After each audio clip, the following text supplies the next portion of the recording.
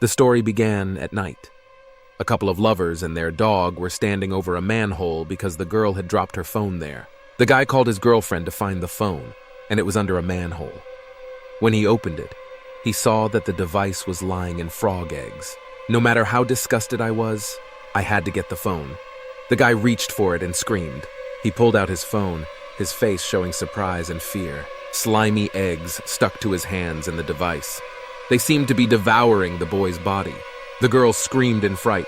The caviar began to grow and attach to her hands. Appa called for help, but the girl chased him away and eventually ran away scared. She ran so hard that she tripped over her own foot and fell. When she stood up, she noticed that she had fallen near a river, the banks of which were covered with disgusting eggs.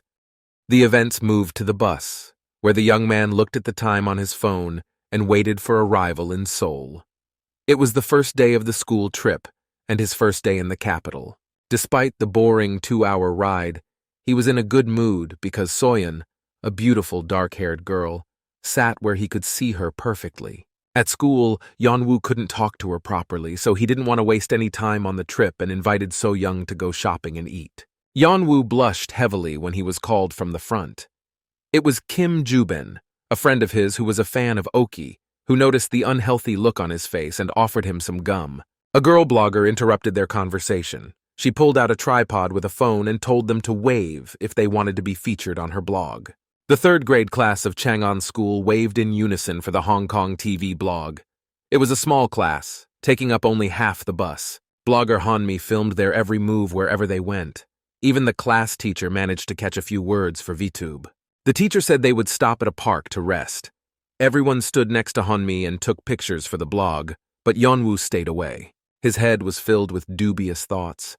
He imagined that if he had his own blog and made videos like Hanmi, So-young might talk to him. Kim Ju-bin interrupted Yeon-woo's thoughts. They talked about how blogging is child's play. Ju-bin talked about his favorite singer's performance, but Yeon-woo's attention shifted back to So-young. Hanmi started filming her. She asked him about his impressions of Seoul, and the guy looked at her with calf-like eyes in love. During the monologue, So-young noticed that Yeon-woo was looking at her and responded in kind. He was embarrassed and quickly turned away. The girl was approached by other classmates to get into the blog. Yeon-woo hoped that when they made eye contact, the girl was looking back at him. Kang Ji-hoon, the head of the class and a tall, blonde, handsome man, approached the group. He easily joined the conversation. Yeon-woo wanted to be able to talk to them in the same way. Hanmi spotted 2 alienated boys and headed over to them, as the guys hadn't introduced themselves for her blog yet. It was Yeon-woo's turn. He introduced himself and his excitement was palpable. Hanmi called him cute enough, which made him even more embarrassed. During the interview, Yeon-woo was still distracted by Soyon. She was called to take a picture. He couldn't take his eyes off the girl. They were interrupted by the class teacher, who suggested that they all take a picture together. Suddenly, ugly pigeons flew at them and the class moved away from them. Only Yeon-woo noticed that the birds looked rather strange.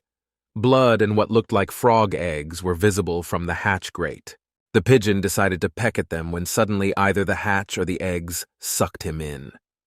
He fell through the grate. The elder lured the boy's attention. He wanted to know why Yeon-woo was hanging out alone. Another boy, Kang Ji-hoon's friend, approached them. The headman asked him to do him a favor, and his friend asked if Yeon-woo knew what loyalty was. The matter was not so urgent and could wait until the hotel. Even though the conversation with the boys had interested Yeonva, he was still thinking about what had happened to the hatch and the pigeon. But he was still thinking about what had happened to the trap door and the pigeon. The class arrived at the hotel. Hanmi also filmed this event for the blog. The teacher went to get the keys, leaving the starosta in charge. The blogger wasted no time in filming everyone in the hall. While everyone was cramming into the frame, talking complete nonsense, Hanmi noticed that Yeon-woo was sitting alone, carefully looking at something on his phone. The boy was reading the correspondence in the class's group chat. They were discussing a photo they had sent together. Park Seo-young also commented on it. Jeon-woo noticed that the girl had also changed her profile picture. The guy clicked on the photo and admired it when Hanmi appeared out of nowhere behind him. Frightened, Yeon-woo was lucky that the sun lit up half of the screen, so his classmate could not quite see whose photo the boy was staring at.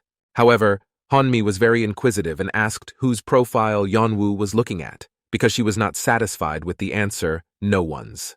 The girl attacked the guy's phone like crazy, demanding that he lend it to her for a second. Jeonwoo was lucky.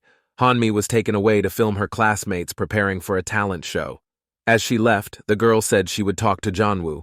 The guy could not find a place for himself. Hanmi is a real insider. If she finds out who it was, the whole blog will know about it. Yeonwoo's self-exploration was interrupted by the headman. He had been looking for the boy for a long time and took him to the toilet to talk. When Kang Ji-hoon arrived, he opened his briefcase. It was completely filled with soju. Yeonwoo screamed in surprise. Other classmates appeared from behind the booth and brought drinks as well. A party was planned for tonight. Yeonwoo was required to be the carrier of the bag. Even if he is caught, he will still be a hero on this journey. But the guy just turned around and was about to leave when Ji-hoon offered something that Jeonwoo simply could not refuse. The headman also invited all the girls to the party, and if a guy wanted to get closer to someone, it was a great chance that should not be missed. Mentally, Yeonwoo had already given up. Even if So-young was there, he would not participate. The cool Kerwonik returned to the hall. Jeonwoo was sitting with a briefcase full of soju. Nothing bad could happen. The students had to be divided into rooms. Teacher Chung-eung helped them with this. He asked everyone to come to him. Yeonwoo could not find a place for himself. He was worried. Juben came up behind him and scared him. His friend noticed that the guy was nervous. Juben took the cards out of his pocket. They were forbidden and he could be kicked off the trip for that. But Yeonwoo was not an easy man either. He opened his briefcase to show what he was hiding in it. His friend screamed. Yeonwoo tried to shut Juben's mouth, but it was too late. Chung-eung heard them. He asked me to give him the bag to check. There was no turning back. Yeonwoo was finished. The boy was talking to the class teacher. There was a soja next to him. Jeonwoo said that this was all he had brought. The teacher was furious and said she would talk to his parents when she arrived. A broken Jeonwoo returned to the room, imagining how angry his parents would be. There stood the headman and his friend. They immediately attacked the guy, thanking him for saving them. He was a hero to them. Yeonwoo noticed more soju in Ji-hoon's briefcase. The headman said they were going to a party with alcohol. He asked where it would be. Ji-hoon said they hadn't decided yet, because the teacher was on patrol. Promising that he would tell everyone about Jeonwoo's actions, they left. Finally, they told him to get some rest. They will call him when they find a suitable place. It was nighttime. Jeonwoo sat on the edge of the bed. There had been no call from Ji-hoon. What was worse was that the place where everyone was gathering, Soyinka could have been there too. Jeonwoo was furious. He had been sneakily framed and used as bait to sneak in alcohol. The next day, the class arrived at Namsan Tower by cable car. Juben told Yeonwoo about the road, but he did not listen to him. The boy felt empty. He looked at Seo-young and wondered if she had been with them yesterday. Yeonwoo waited for Ji-hoon, but he kept making excuses, and now he ignored the boy. Yeonwoo's anger knew no bounds. Ji-hoon, the shameless bastard, had wanted to use the boy from the very beginning. He didn't understand why he hadn't been called. Did the others not want to see him? Just then, Juben told the girls in front of him that it was the first time Yeonwoo had ever ridden the cable car, that he was scared. The boy's frustration was transferred to Juben, because one of the girls was Seo-young. However, the girl reacted very nicely. She said she had never been on a cable car before and that it was very cool. Her friend asked Yeonwoo what happened yesterday. So-young was supportive and asked if it was true that he had been caught with alcohol. The girl was impressed by Jeonwoo's courage. The boy said it was very simple. Jeonwoo was over the moon. It was the first time So-young had ever taken an interest in him. Unfortunately, the conversation was interrupted. It was time to go into the cockpit. He felt that they were very similar. It was time to get closer to Soyon. Jeonwoo had intentions of talking to the girl. We received a long notification on our phones warning that there was an outbreak of some kind of virus in Seoul. Then a bird crashes into the booth. It was a pigeon that looked quite strange and frightening. It made a hole in the glass with its beak. A second later, other pigeons began to crash in, one after another. The booth seemed to be covered in huge layers of white. Danger was approaching. Jeonwoo said it looked like frog eggs he had seen in the manhole, but no one supported him in this hypothesis. One egg leaked through the glass crack and fell to the floor of the booth. Everyone was jostling and panicking. A strong stampede began. Someone stepped on Jeonwoo's foot. He screamed. He turned around and saw that it was Soyon. Yeonwoo was scared and apologized for his leg. So Young was very close. She was holding on to Jeonwoo's back with her hand. She was literally breathing down his neck. Suddenly, I heard the class teacher shouting from behind me. She asked me to calm down and stop fighting, otherwise she would be crushed to death. Kang Ming, a friend of the headman, stepped forward. He came closer to the frog egg to take a closer look. When he looked closely, he noticed that the egg was moving. The booth arrived at its destination. The controllers inspected it in shock. It was not a pretty sight. As soon as the door opened, the children ran out one after the other, screaming, despite the warnings of the controllers to go down the stairs carefully. There was chaos in the booth. Everyone was screaming, storming around, and some refused to come out. But Yeon-woo was preoccupied with his own thoughts. He realized that Soyon was standing behind him. It was time to talk to her, and he didn't know when he would get another chance. Yeon-woo started to apologize for stepping on her foot. Soyon didn't let him finish, because he had already apologized for it. His mouth seemed to have a life of its own. He was talking nonsense and made a bad joke about a cable car and pigeons. Calling himself an idiot in his head, he gathered himself and mumbled an invitation to Soyon. The girl did not wait and asked if Yeonwoo was trying to tell her something. This question sent him into a panic. Looking into Soyon's eyes, he gathered his thoughts. The sweet, light expression on her face acted as a calming influence on the boy. He gathered his thoughts and invited Soyon to go to the observatory with him. But the girl's attention was drawn to someone screaming. It was Gale. She was sitting on the floor. A crowd of people gathered around her, including the class teacher. Her leg was beginning to be covered with frog eggs. They spread like a spider's web on the girl's body. According to the girl, the virus jumped out at her out of nowhere and sprayed her. She screamed and kicked her leg until someone fell down the stairs. It was Min-ji. She was shaking and could not get up on her own. She gathered a crowd of caring people around her who helped her get up. No one expected to see this when Ming-ji stood up. The faces of his classmates showed great surprise and fear. Her pale, once pure face was now covered with white eggs. Her gaze was strange, like a madness. A supervisor ran up to Gale. He wanted to help her because she was still screaming and shaking just like Min-ji. The girl grabbed her rescuer and begged for help. Her eyes were full of madness, and her body was becoming more and more covered with white eggs. Mister's hand immediately began to be covered with the virus. The girl was still begging for help. The controller, noticing this, immediately pulled away from the girl and screamed. Both his hands were covered with eggs.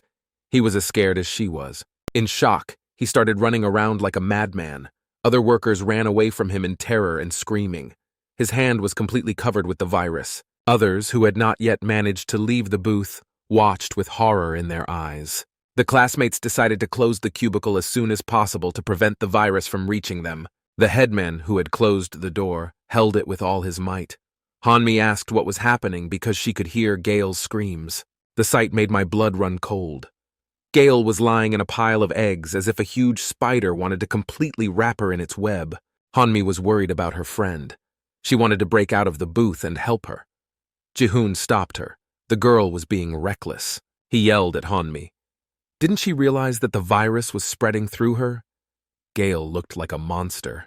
Their screams were interrupted by a knock on the glass. It was Gale's hand, or rather the hand of a monster, white as a corpse, covered with white eggs. When everyone returned, they could not believe what they saw. The once sweet girl, Gale, now looked like a zombie. Her skin was unnaturally white, the color of the eggs that covered everything, and her eyes were cloudy and teary. The girl begged for help because it was unbearably painful to endure. The booth was in chaos. Everyone was screaming and shouting. They wanted to escape from this nightmare, but they couldn't. Gale clung to the door and screamed frantically. The voice did not sound like hers. It was the voice of the devil. The events moved to the entrance to the observatory. There, the class teacher and the security guard talked about the booked excursion and the route to it. Suddenly, their conversation was interrupted by a sound like a herd of elephants running by. The teacher turned around in fright. They were students who ran out screaming and screaming. The teacher tried to calm them down and unite them. She was shocked by what was happening, but her attention was interrupted by something else. It was Ming-ji, lying helplessly under the stairs, shaking. The class teacher rushed to the girl's aid because she was responsible for the children. Kneeling down in front of Ming-ji, the teacher wanted to pick up the girl, asking if she could hear her and asking her to stand up. When Ming-ji looked up, the teacher screamed in shock. Her face clearly showed wild fear. The girl could not be recognized. All that could be seen was her mouth, begging for help. She was in great pain. The events moved back to the booth. The frightened students huddled together and sat on the floor. One of them asked to see Min Gale. No one wanted to do it, but still, Kim Jubin turned around and saw a horrible picture. Gale's body seemed to be decomposing and rotting alive. The guy screamed, and chaos and pushing to the other end of the booth began again. After clearing his throat, Yeon-woo realized that he had goosebumps all over his body. The way Gale looked was frightening. The boy's attention shifted to Soyon. She was standing next to him, trembling. Her expression screamed of childlike fear. When they met his eyes, Yeon-woo decided to ask if the girl was okay, but she didn't have time to answer. They received a warning about a dangerous virus on their phones. The report says that a previously unknown virus has been spotted in the Seoul and Gwanghwamun areas. Citizens should be cautious. There was complete chaos in these areas. Infected people were falling and lying on the floor. Others were running away. Frightened teenagers read this message and could not understand what was happening and what to do. Again, Yeon-woo said it was because of the frog eggs. But this time they didn't listen to him, because they knocked on the glass. When Kang Ji-hoon returned, he could not believe his eyes. He screamed in fright, which scared the others, their faces full of shock. The headman fell down and held on to his classmates who were standing nearby. He was shouting something about her coming. When they returned, they saw Gale standing like a zombie at the entrance to the booth. Everyone screamed. They thought Min Gale was dead. They started calling for her, but she was silent, not raising her head. This picture was driving them crazy. Yeon-woo was the closest to the others. The frightened headman hid like a coward at the feet of his classmates and held someone's hand. He told Yeon-woo to ask if Gale was okay. The boy was indignant why he had to go and not someone else. A frightened Soyon stood next to him. He looked at her and felt that he had to protect the girl. She was trembling with fear and seemed completely defenseless. There was no choice. Yeon-woo volunteered for Min Gale. He hesitantly asked if she was okay but received no response. Gale stood silently in front of the entrance to the booth. The crowd heard that the zombie girl could hear everything. She just had to ask louder. Gathering his strength, Yeon-woo came a little closer and started asking questions, but he was interrupted and not allowed to finish the job. They received another alert on their phones. There was a lot of tension in the booth, and the sound of the alert scared the teenagers. Yeon-woo took out his phone. The message was again about the virus. This time it had spread even more and had caused damage to almost all of Seoul. No matter how hard he tried to pretend to be brave, he was incredibly afraid to approach Min Gale. So he breathed out a sigh of relief when the notification came. But the joy did not last long. When it seemed that things couldn't get any worse, Gale raised her head and they met Yeon-woo's eyes. Her eyes were white, without pupils. There was mascara and eyeliner smeared around her eyes, giving her a creepy look. Her face was covered with ugly white spots. Gale turned to the noise from the stairs. She could hear a group of people running toward the cable car. They seemed to think that they would be safer near it. But unfortunately, when they got to the top, they were met with fear in the face. 3 young men stood a meter away from the zombies. Seeing them, Gale opened her mouth and hissed at them. It felt like she was out of touch with reality. This was no longer Min Gale. This was a monster. The company screamed in fright. They did not understand what was happening on the cable car. There were only unanswered questions in their minds. Suddenly, something strange happened to Gale. The stuck eggs separated from her body. The girl screamed. It seemed to be very painful. A mass of eggs attacked the company. The sight was simply horrifying. Gale's skin was peeling off as if she was in spring molt. My classmates were shocked by what they saw. They could never have imagined that this would happen. Meanwhile, the white mass sucked on the face of one of the boys, although he tried to defend himself. The virus seemed to suck out the guy's face, and the mass became new skin, firmly growing into the body. A friend from the company approached the victim. He wanted to help, but he was ordered to run away as fast as possible. The guy realized that he wouldn't survive, so he just held this shit up to save the others. He tried to fight to the last, but the more he resisted, the more the virus got a hold of him. Gale's hands also reached the boy and clutched his neck tightly. The teenagers became even more frightened as they watched. Despite this, Kim Jubin offered to help the boy, but another classmate was scared to death and didn't like the idea. He was shaking with fear and fell to the floor, covering his ears and closing his eyes. While everyone was panicking and saying goodbye to their lives, Yeon-woo was staring at the door. Surprisingly, he put aside his fear and thought critically, analyzing the situation.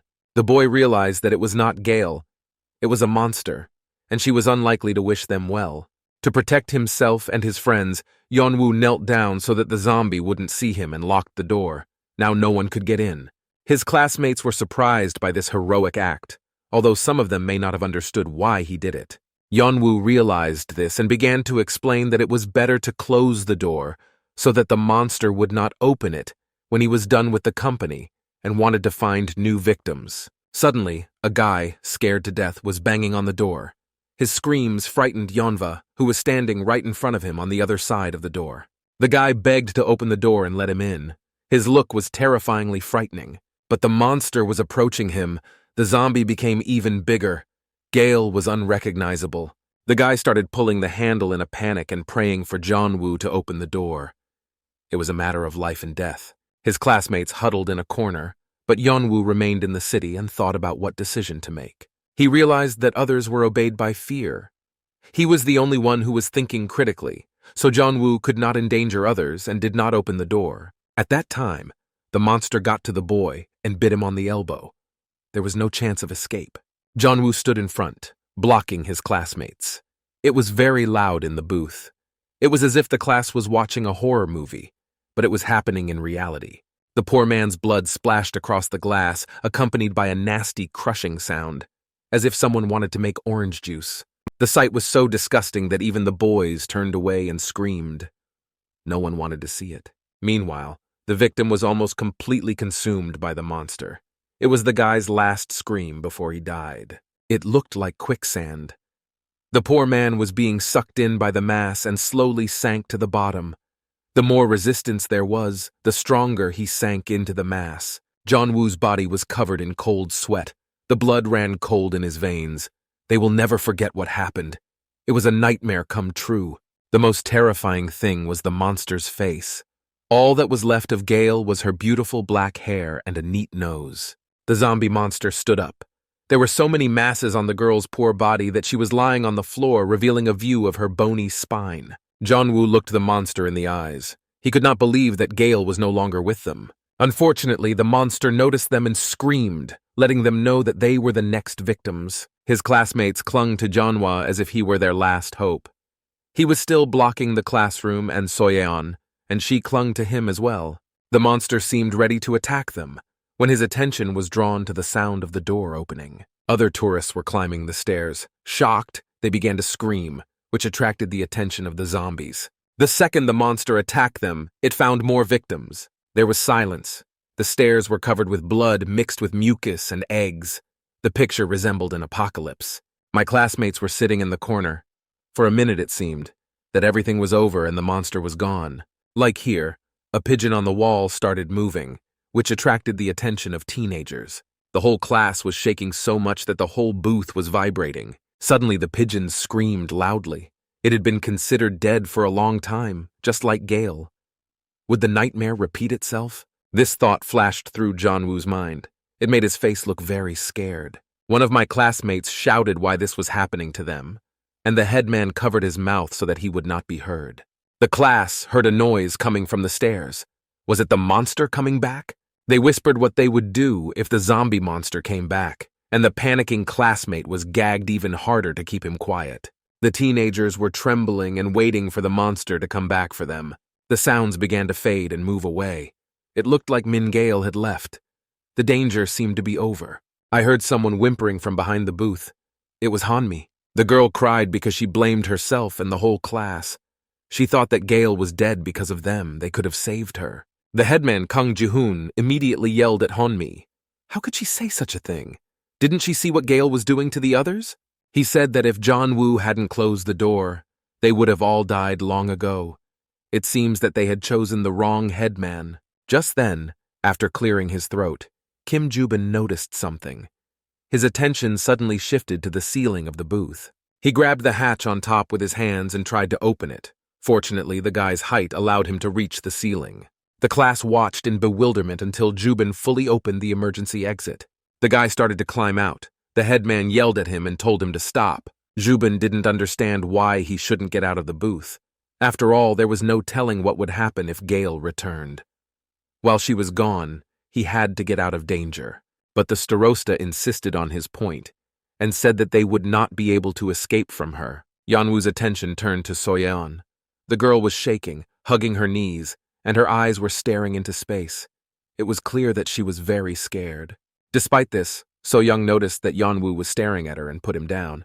She put the guy to shame. She looked at him and asked if he wanted to tell her something if he was looking at her like that. Of course, this question shocked the guy. Uncertain of her name, he said that he just wanted to know if she was okay. The girl was in a stupor. I could see it in her eyes, which indicated a lack of understanding. Nevertheless, she said that she was fine and asked Yeonwoo to stop staring at her like that. The guy was ready to fall through the ground. He felt so ashamed. After apologizing, he turned away. Soyeon didn't see it because she had her head buried in her knees to avoid seeing anyone. By the look on his face, one could tell that it was more frightening for Yeonwoo than the Min-Gail monster. Yeonwoo came back to reality. He heard the headman continue to persuade Kim Jubin not to leave the booth. He said it was too dangerous outside. They should all stay inside the booth. Kang Ji-hoon continued that in order for them all to get out of danger, they just need to wait for the rescuers in the booth. A girl behind him named Hannah looked at her hands. They were trembling. The classmate could tell that something was bothering her. She told the Starosta to stop telling everyone what to do, that he had no right to speak at all. Kang Ji-hoon did not expect to hear this. No one had ever spoken to him like that before. It seemed he was no longer cool in the eyes of his classmates. Kana continued. She accused the Starosta of cowardice. How much longer could he run and hide? He did not help Gale and instead just ran away. She added that everything that happened was because of him. Ji-hoon was shocked by these words. The headman could not stand it.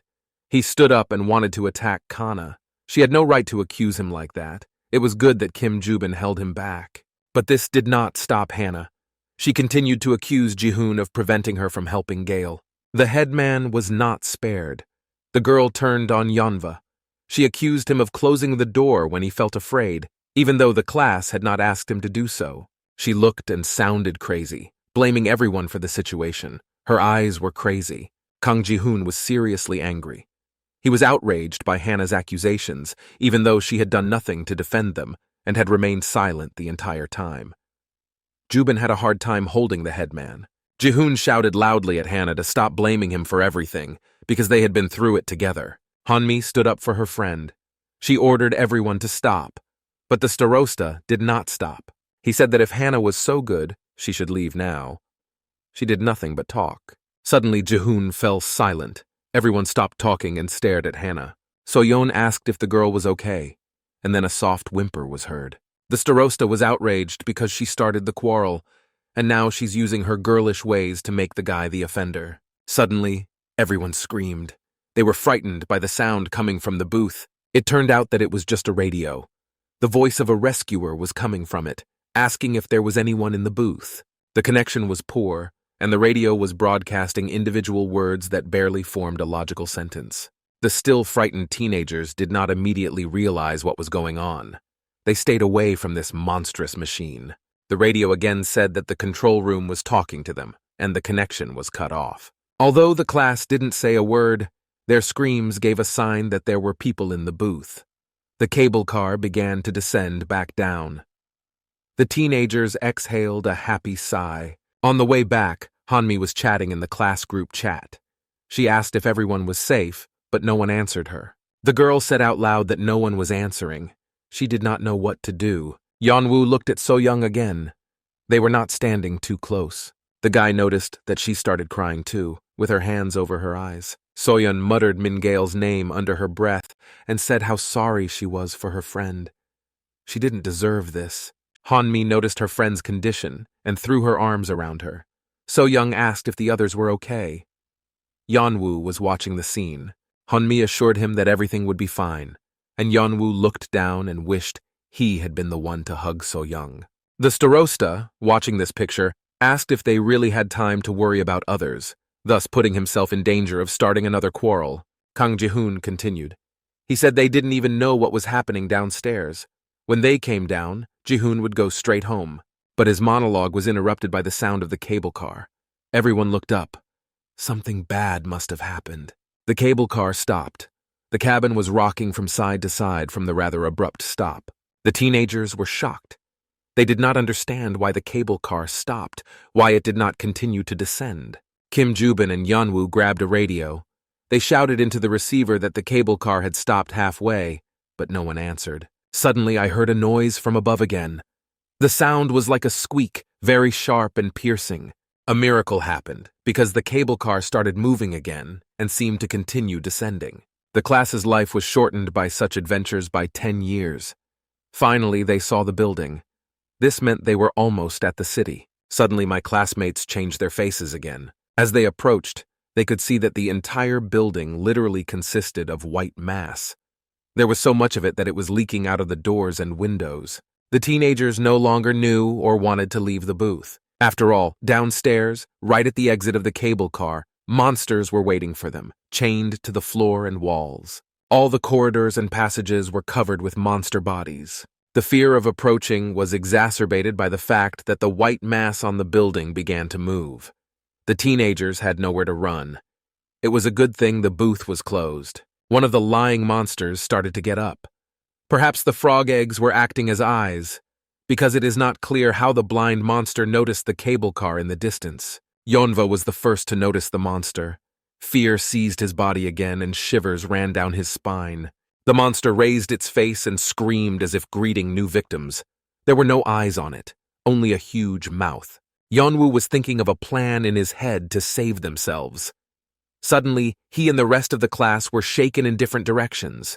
The booth and the cable car were rocking from side to side. No one understood what was happening. All the teenagers were thrown to the floor screaming. It felt like they were falling and about to break. And then there was an accident, like something snapped. The booth collided with the wall and broke. Now the teenagers were not safe in it. My classmates were lying unconscious on the floor. Unfortunately, no one could withstand the shock. Jeon-woo was the first to recover. His head was buzzing and cracking. He might have suffered a concussion. He was moaning in pain. The other classmates also recovered, and everyone began to cautiously get up. There seemed to be no injuries, and the entire class survived. Kang Ji-hoon said he felt like he was in hell, adventure after adventure, and his neck was in unbearable pain. Soyon asked what had just happened. Did they get stuck on the cable car? The girl bruised her arm. When she hit, she was thrown against the wall, and the others fell on top of her. She looked up and was shocked. So-young's eyes grew wide and she looked very surprised. Behind the door, the girl saw a white mass. It seemed to be a zombie monster that wanted to get inside. Unfortunately, the glass broke on impact, and the teenagers were in real danger. They had to think of something quickly to save themselves. Soyon shouted to the others that the monster was approaching and clearly did not want to be friends with them. The teenagers turned and screamed in fright, not having had time to fully recover from the accident. And then the zombie monster's hand slammed against the glass. It was like a horror movie. Yeon-woo and Kang Ji-hoon screamed at the top of their lungs. The monster screamed back, and now it wasn't just his arm that was hitting the glass. The whole body of the zombie was trying to get inside. The second arm of the zombie monster found a hole in the glass. The teenagers' chances of survival were becoming even less with each passing second.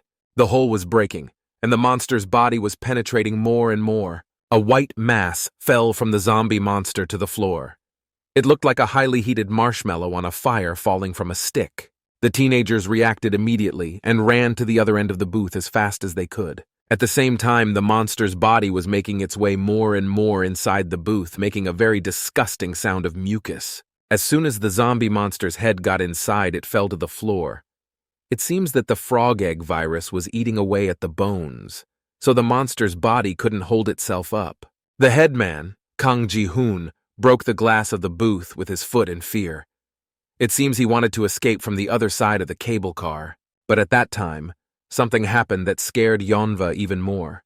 He turned toward the sound and screamed very loudly. The monster's entire body was inside the booth, but as before, its body could not hold itself up, and just lay flattened on the floor, making strange zombie noises like in horror movies. The teenagers screamed. Yeon-woo was in the front again, shielding them all. Kang Ji-hoon continued to break the glass. The monster started to get up and screamed. It was clear that instead of eyes, it had holes. Its spine was clearly visible from under the white mass that was now its skin. Ji-hoon shouted at the zombie monster to get out of his way and just take off. The headman was very angry and scared. All his aggression was converted into strength, and with one kick he broke all the glass from the booth, making a passage for escape. The teenagers just fell out in a heap on the ground. Everyone was afraid, and most of all wanted to get out and stay alive. No one wanted to be the last to leave the booth. When one of his classmates turned around, he saw something that scared him. He shouted for everyone to run away immediately. What the boy saw was a monster approaching their exit. Its white tentacles were already visible to the teenagers. Without thinking, the class ran as fast as they could. They only had time to turn back and see if the zombie monster was chasing them. Yeon-woo screamed as he saw the zombie get out of the booth and approach them. They were lucky that the zombie was quite slow in movement, so the teenagers ran even faster. Unfortunately, Soyon tripped on the stairs. She was the last to run. It was good that Jeon-woo noticed this and stopped. He could not leave his beloved helpless in danger. He reached out to Soyon to grab the girl's hand and help her up. It looked like she had hurt her leg. The girl did not expect such a heroic act from the boy. She was even a little scared at first. Yeon-woo noticed that the zombie monster was about to catch up with them, so he quickly tugged on the girl's sleeve to keep running. He shouted for the girl to get up quickly, otherwise they would be caught up and then die. The monster was about to catch up with them, but Soyon stood up and together, hand in hand, they continued to run. Meanwhile, the rest of the class had already entered the building and were heading down the stairs to the exit. If they could get out of this lair, their chances of survival would be much higher. At a bend, the headman, Kang Ji-hoon, stopped because he saw something that scared him. It was a corridor completely covered with slime mixed with blood. Other zombie monsters seemed to rise from the slime. Others ran up from behind, but the starosta stopped them. They could not go there to face certain death. They needed a plan. But the monsters had already heard them. Some of them began to rise and scream, making themselves heard. A classmate saw this and screamed.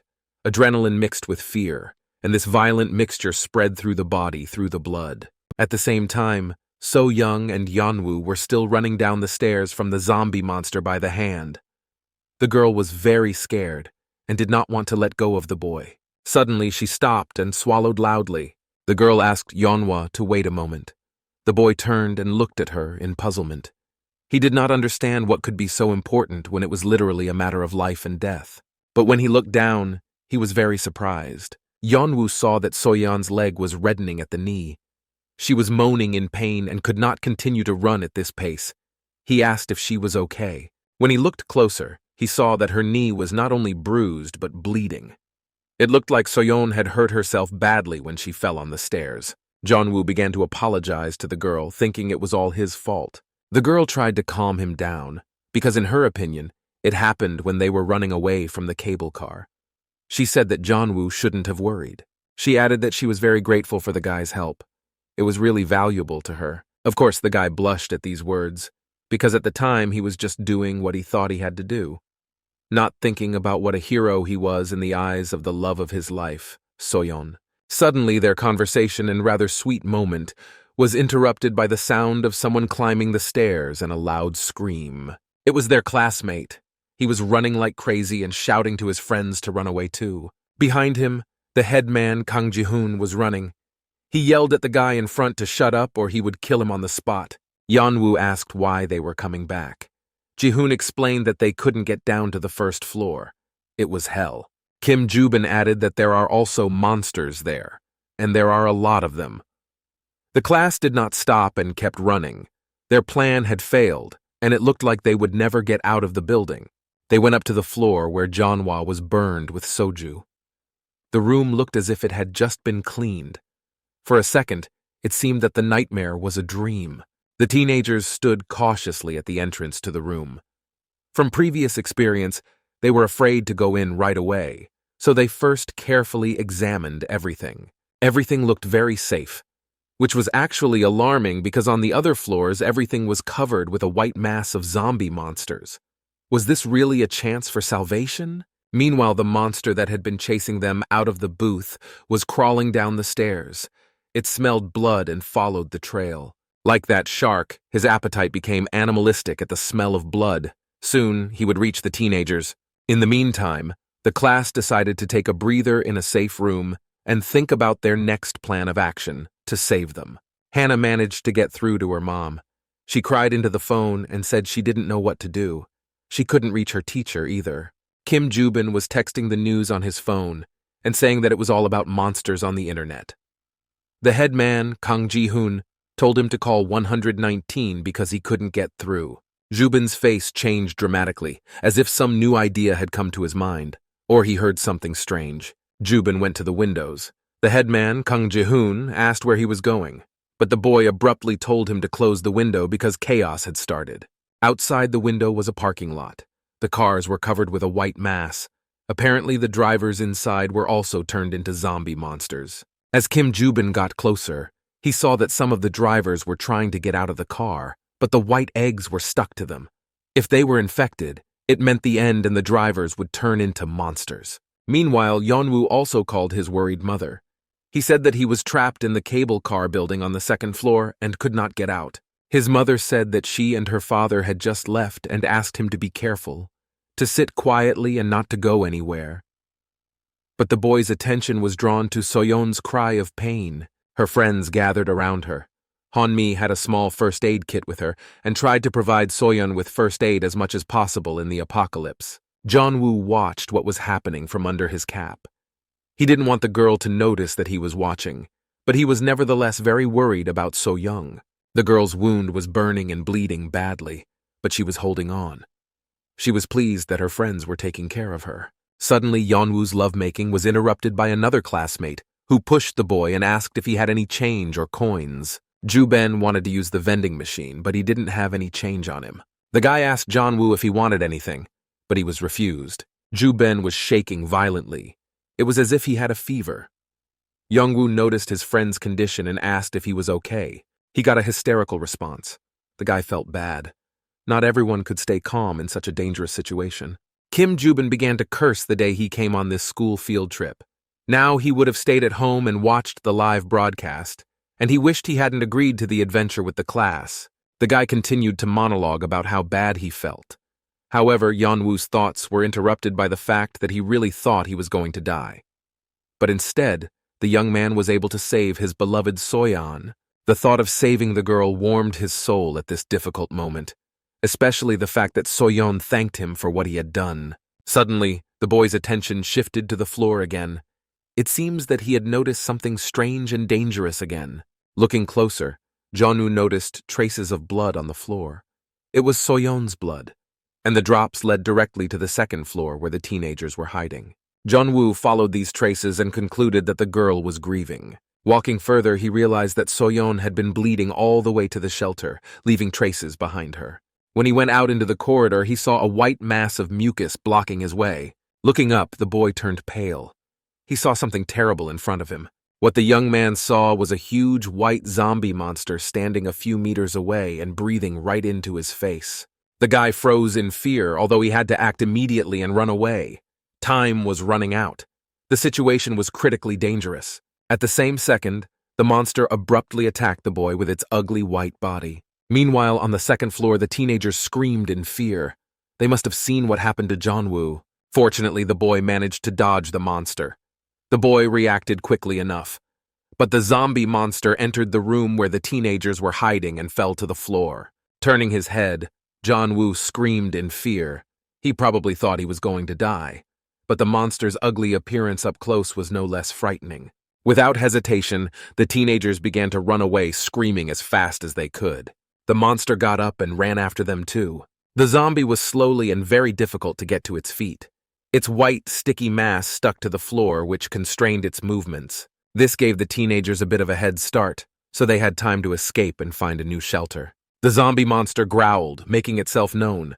It seemed to say that no matter how well they ran and hid from him, he would still find them. The monster put its tentacles into the guy who was running last. It seemed to be Yeon-woo. His ugly, angry white paws were about to reach the boy's leg. If he grabbed his leg, he would be in trouble. Meanwhile, Kang Ji-hoon, the headman, and his friend Kang Min almost ran out of the second floor and looked for a way out. The guys were shouting victoriously because they were about to reach the exit and then they would be safe. Soyon was the last one to run. However, she noticed something that made her pause. She noticed a zombie monster approaching her. He could smell the girl's blood and therefore she was a tasty morsel for him. Meanwhile, Yeon-woo managed to catch up and even overtake the company. He and Kim Ju-bin were almost at the exit door. Behind them were the boys Kang Ji-hoon and Kang Min. They shouted after them to keep the door open. When they got to the exit, the boys attacked Yeonwoo and his friend with their fists, even though they did not have time to close the door. However, Kim Ju-bin did not stop and ran up the stairs. He seemed to be very scared. When he reached the end, he stopped to catch his breath and rest. Just then, he heard someone cursing at him loudly from behind him. He turned around to see who it was and got scared. Before he could turn around, the class head, Kang Ji-hoon, jumped on him and began to swear and strangle him. Kim Ju-bin began to make excuses and beg the headman to listen to him, but he did not stop strangling him. Ji-hoon was very angry, just furious. Kang Ji-hoon's face turned red. His eyes were bloodshot with anger. He was ready to kill the coward who wanted to leave his classmates to die. Yeon-woo and Kang Min tried to break up the fight. Otherwise, Ji-hoon would have really just killed the boy. The headman had problems controlling his emotions. Kang Min called out to the boys because he saw something. This stopped the fight for a while and they forgot that they wanted to kill each other. On the floor, they saw the cable car they had come down from earlier. They did not expect to see it because it was on a completely different floor. Kang Ming explained that each floor is connected to an entrance and exit for safe exit in case of emergency. So the teenagers just went around the circle. Meanwhile, out of breath, Hannah came running down the stairs. The boys had forgotten that the girls were with them. They were so engrossed in their fight. The girl scared the starosta with her screams. One could feel that she was about to cry. It was obvious that something terrible had happened. Kang Min asked if she was okay, sensing her condition. But Hannah couldn't say a word, just shook her head. They asked where the other girls were, but Hannah didn't seem to know the answer. The teenagers turned to the stairs to wait for the other girls to arrive. Meanwhile, on the second floor where the classroom was located, there was a deathly silence. Soyon stood breathlessly against the wall and breathed nervously but very quietly, trying to calm down somehow. A monster was standing behind her. He did not see her because she hid behind a wall. She realized that she could die now. At this time, Hanmi was calling out to her friend So-young. She was looking for her all over the floor. Turning her head, she finally found her friend. Hanmi asked if So-young was okay because she had an injured leg. The girls were whispering so that the zombie monster wouldn't hear them. They had to figure out how to escape. The others had already escaped, so they had only themselves to rely on. The girls were a few steps away from the door. If they ran quickly, they had a chance of survival because the monster would find them sooner or later. But Soyon didn't think so. She wanted to stay there. The girl's wound was bringing down her morale. She was afraid she would not make it. Hanmi agreed with her. They thought the monster couldn't see them, so they just had to hide until it left. Soyon put her hand over her mouth. She wanted to cry, but she couldn't. The girl's leg kept bleeding and hurt a lot. Meanwhile, the zombie monster just stood there and sniffed out its victims. Meanwhile, the boys were already going down to the second floor to see where the girls were and what had happened to them for not running after them. At first, they saw nothing, so they wondered where So-young and Hanmi had run to. The headman, Kang Ji-hoon, asked the others where they were because he could not see them. After all, he was the headman and was worried about his classmates. Jeon-woo was the first to notice the girls. He told the others about it. What he saw shocked him. They could only see So-young hiding behind the wall. But Hanmi must have been with her, even though she was not visible. The girl was still covering her mouth with her hands so that the zombie monster wouldn't hear them. Jeon-woo noticed this and realized what was going on. His face changed dramatically because he saw something that scared him. Yeon-woo saw a monster standing right behind the girls. It seemed to have smelled So-young's blood, which he had been chasing for so long. The girl put her hands over her mouth even more tightly. Her eyes widened as if she had seen something very terrible, and so it was. Soyon saw the monster's reflection in the window in front of her.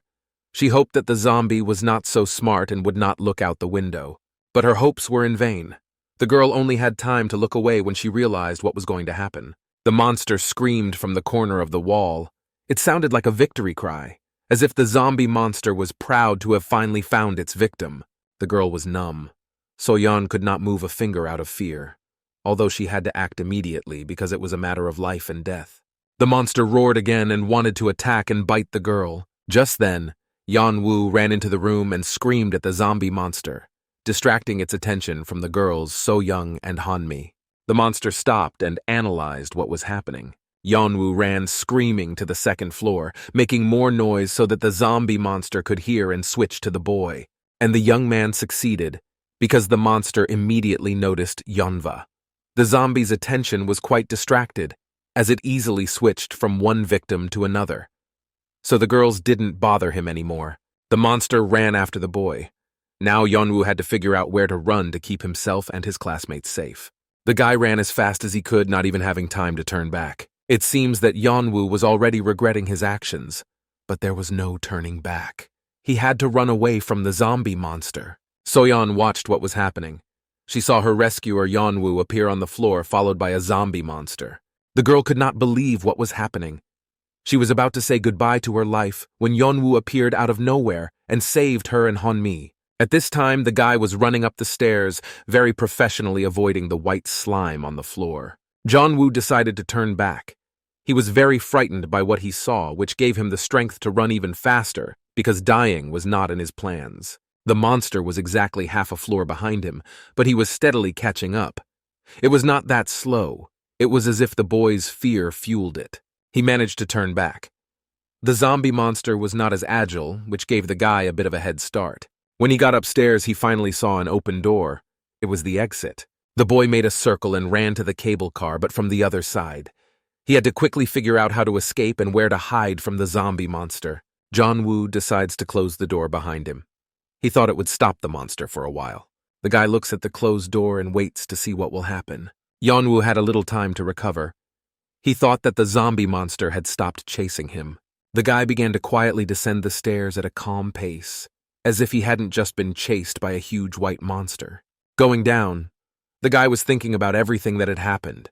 He could not believe that he had done such a crazy, reckless thing.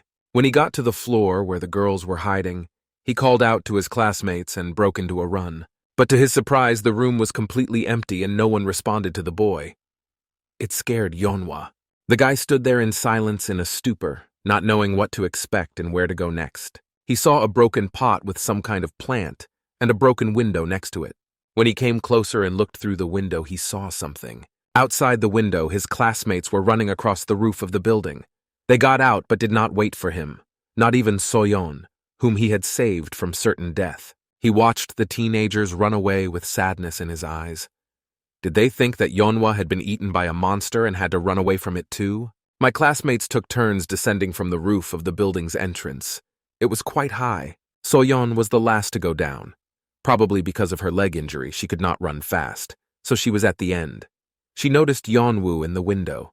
The headman, Kang Ji-hoon, gave the girl his hand and shouted at her to not be distracted and to come down quickly. It is not clear why they are running away. Then, as if out of nowhere, a zombie monster appeared behind her. It turned out that his classmates were running away from him. How could he catch up with them so quickly? Yeonwoo watched in silence. He would not have time to catch up with his friends. Is this the end and now it's every man for himself? Finally, he called out to his classmates once more. It seems that Yeonwoo did not see that they were running away from the monster, or thought it was another zombie. But the guy did not give up. He ran to the exit. We had to get out of the building. He ran to the hole in the glass that his classmates had made and stopped abruptly. The boy saw a huge zombie monster that was probably chasing his classmates. It seems that Yeonwoo will not get out of this trap so easily. He had to come up with a plan of action as soon as possible. He looked at the picture outside with horror and did not understand what to do now.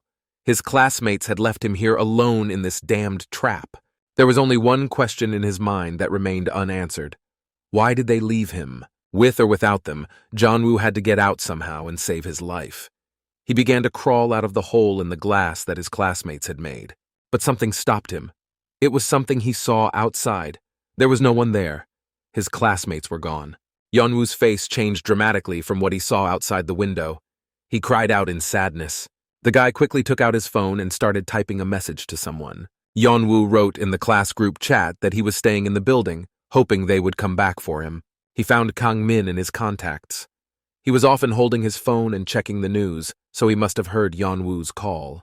But then the phone rang sharply. He thought it was Kang Min. Yeonwoo started talking into the phone, calling for help, but no one answered. Suddenly the phone rang again, which scared the guy. He picked up the phone to check what it was.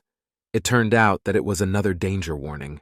It said that Seoul Station and several other places where the teenagers were found were declared emergency zones with a special danger. Suddenly, another notification sound came from the toilet. The already frightened boy screamed in fear. He went to the restroom. He opened the door. There were no monsters, and he could breathe a sigh of relief. When he opened the door, he could not believe his eyes. From one of the booths, a rather familiar voice could be heard complaining and hardly crying. It turned out that it was his friend Kim Joo-bin. He was unable to jump out of the window and was left alone in the building. It seems that the guy was scolding himself for his weakness, because now he will most likely die in a building filled with zombie monks. Yeonwoo knocked on the booth and called Joo-bin, which scared his friend who was already preparing to die. But Kim Joo-bin did not answer. So Yeonwoo knocked again and called his friend. Now there were two of them, so it would be easier to get out. In the end, Joo-bin responded to Yeonwoo's words because he finally recognized the boy's voice. The friend opened the door of the stall that served as his hiding place and asked Yeonwoo what he was doing here. Joo-bin could not believe his eyes. He looked at his friend and noticed that he was crying. The guy started mocking Yeonwoo, saying he was a loser and crying. After all, real men never cry. In response, Yeonwoo started yelling at his friend that he was actually dumped too, and who else was a loser. Joo-bin retaliated and yelled back at Yeonwoo that his friend was a snotty little brat and that he had dumped his classmates because they were in his way. But instead, Yeonwoo threw his arms around his friend and said he was glad to see him anyway. Joo-bin was not prepared for such a display of love, but there was not much time for calf tenderness. They had to get out of the building. Yeonwoo went to the door to see if it was clear. He called out to his friend Kim Joo-bin to come out of the booth, and they got out together. Watch how the two friends got out of the building full of zombies in this episode.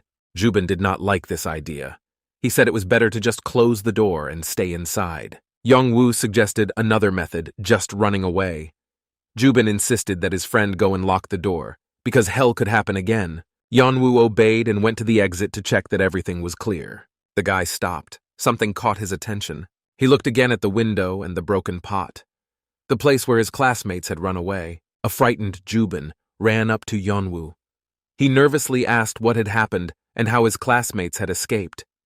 It was strange that Joo-bin did not know how the teenagers had escaped. Yeonwoo said he knew how they escaped. He showed me where his classmates ran.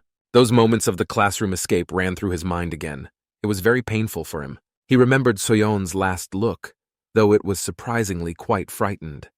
She saw him in the window, but did not stop and continued to run away, although he saved her life twice. Meanwhile, Kim Joo-bin continued to complain about his classmates. He said they had abandoned them, as if they were nothing, and that they could no longer call them friends. They could not even go out through them. The monsters outside began to gather and group together, but Yeonwoo interrupted his friend's monologue. He asked why Joo-bin didn't go with them. Couldn't he duck and now pretend that his classmates left him alone? Kim Joo-bin began to make excuses that it was not like that and that he was right. It was Yeonwoo who was the snotty one, not him. The boys sat silently alone in a corner of the second floor. Joo-bin interrupted the deathly silence. He asked how long they had to stay in the building in this state. The guy asked if Yeonwoo was hungry. It is not clear how long they have been waiting here. Yeonwoo said they spent about an hour alone, abandoned on the second floor, looking down sadly. It turned out that the guy was looking at his phone. It was making a call to 119, but there was no connection. Joo-bin was surprised that his friend was still calling security. It was obviously not the first call in an hour. However, Yeonwoo reassured his friend that his parents were almost there to help them. But this did not calm Jae-bin down a bit. After all, nothing would change if Yeonwoo's parents came. There is no way out of the building. Yeonwoo stuck to his opinion because there had to be some other way and continued to search for something on his phone. He received a message from his mother on his phone asking him to watch the news. The situation is really scary, and it is better for the boys not to go out and stay in the building. The mom also sent a link to a news video. Yeon-woo opened it and started watching the video. It said that in some areas of Seoul, where cells of an unknown virus appeared, the government declared an extremely dangerous disaster zone situation. The guys were in the epicenter of the events. The reporter went on to say that martial law had been declared for the first time in 40 years. Therefore, roads and facilities close to the epicenter are blocked. This meant that the guys could not get out of here. They are locked in, and it is not clear when they will be rescued, and if they will be rescued at all. Jubin's mood had noticeably deteriorated. Yeon-woo noticed this and asked if he was okay. The boy asked him to be quiet, holding his head. Suddenly the boy heard something. He looked up to see what was happening outside the window. They were fire trucks, several of them. Will they finally be rescued and this nightmare will end? Yeon-woo asked Jubin if those were fire trucks. The first thing he thought was that there was a fire in the building. Jubin's mood was pessimistic. He said that firefighters did not come to save them. He added that if he could, he would have set the damn place on fire. But Yeon-woo's attention was interrupted by a fire in a neighboring building. It looked like no one was going to save them. The guy got up and went somewhere. When Kim Jubin asked him, he said that he needed a trash can, but his friend still didn't understand why he needed it. Yeon-woo said it was a good idea and worth a try, but Jubin didn't understand what his friend was talking about or what the idea was. The guy said they should try to create a fire. Maybe then the firemen would come to save them. Jubin did not like this idea. Although he suggested it, he didn't mean it.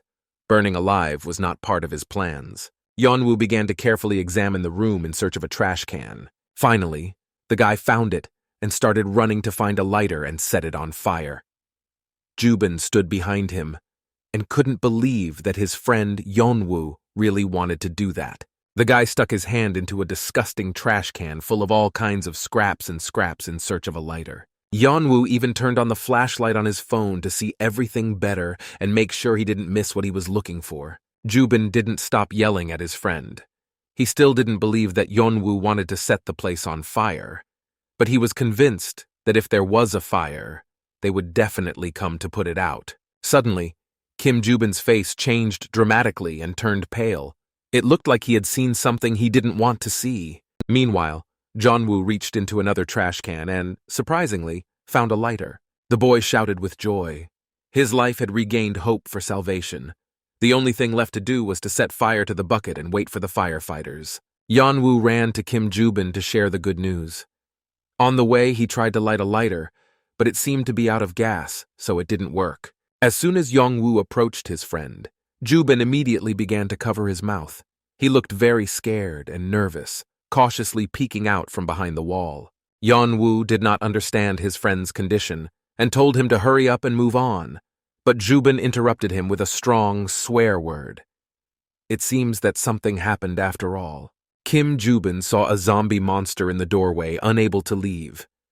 Had they really been in the same room all this time?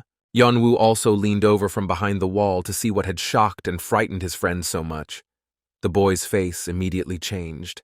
When they looked closely, they noticed that the zombie monster was still outside the door, but most likely heading toward them. They needed a new plan to save themselves. The events moved to the Seoul highway. There was a huge traffic jam because the roads were blocked.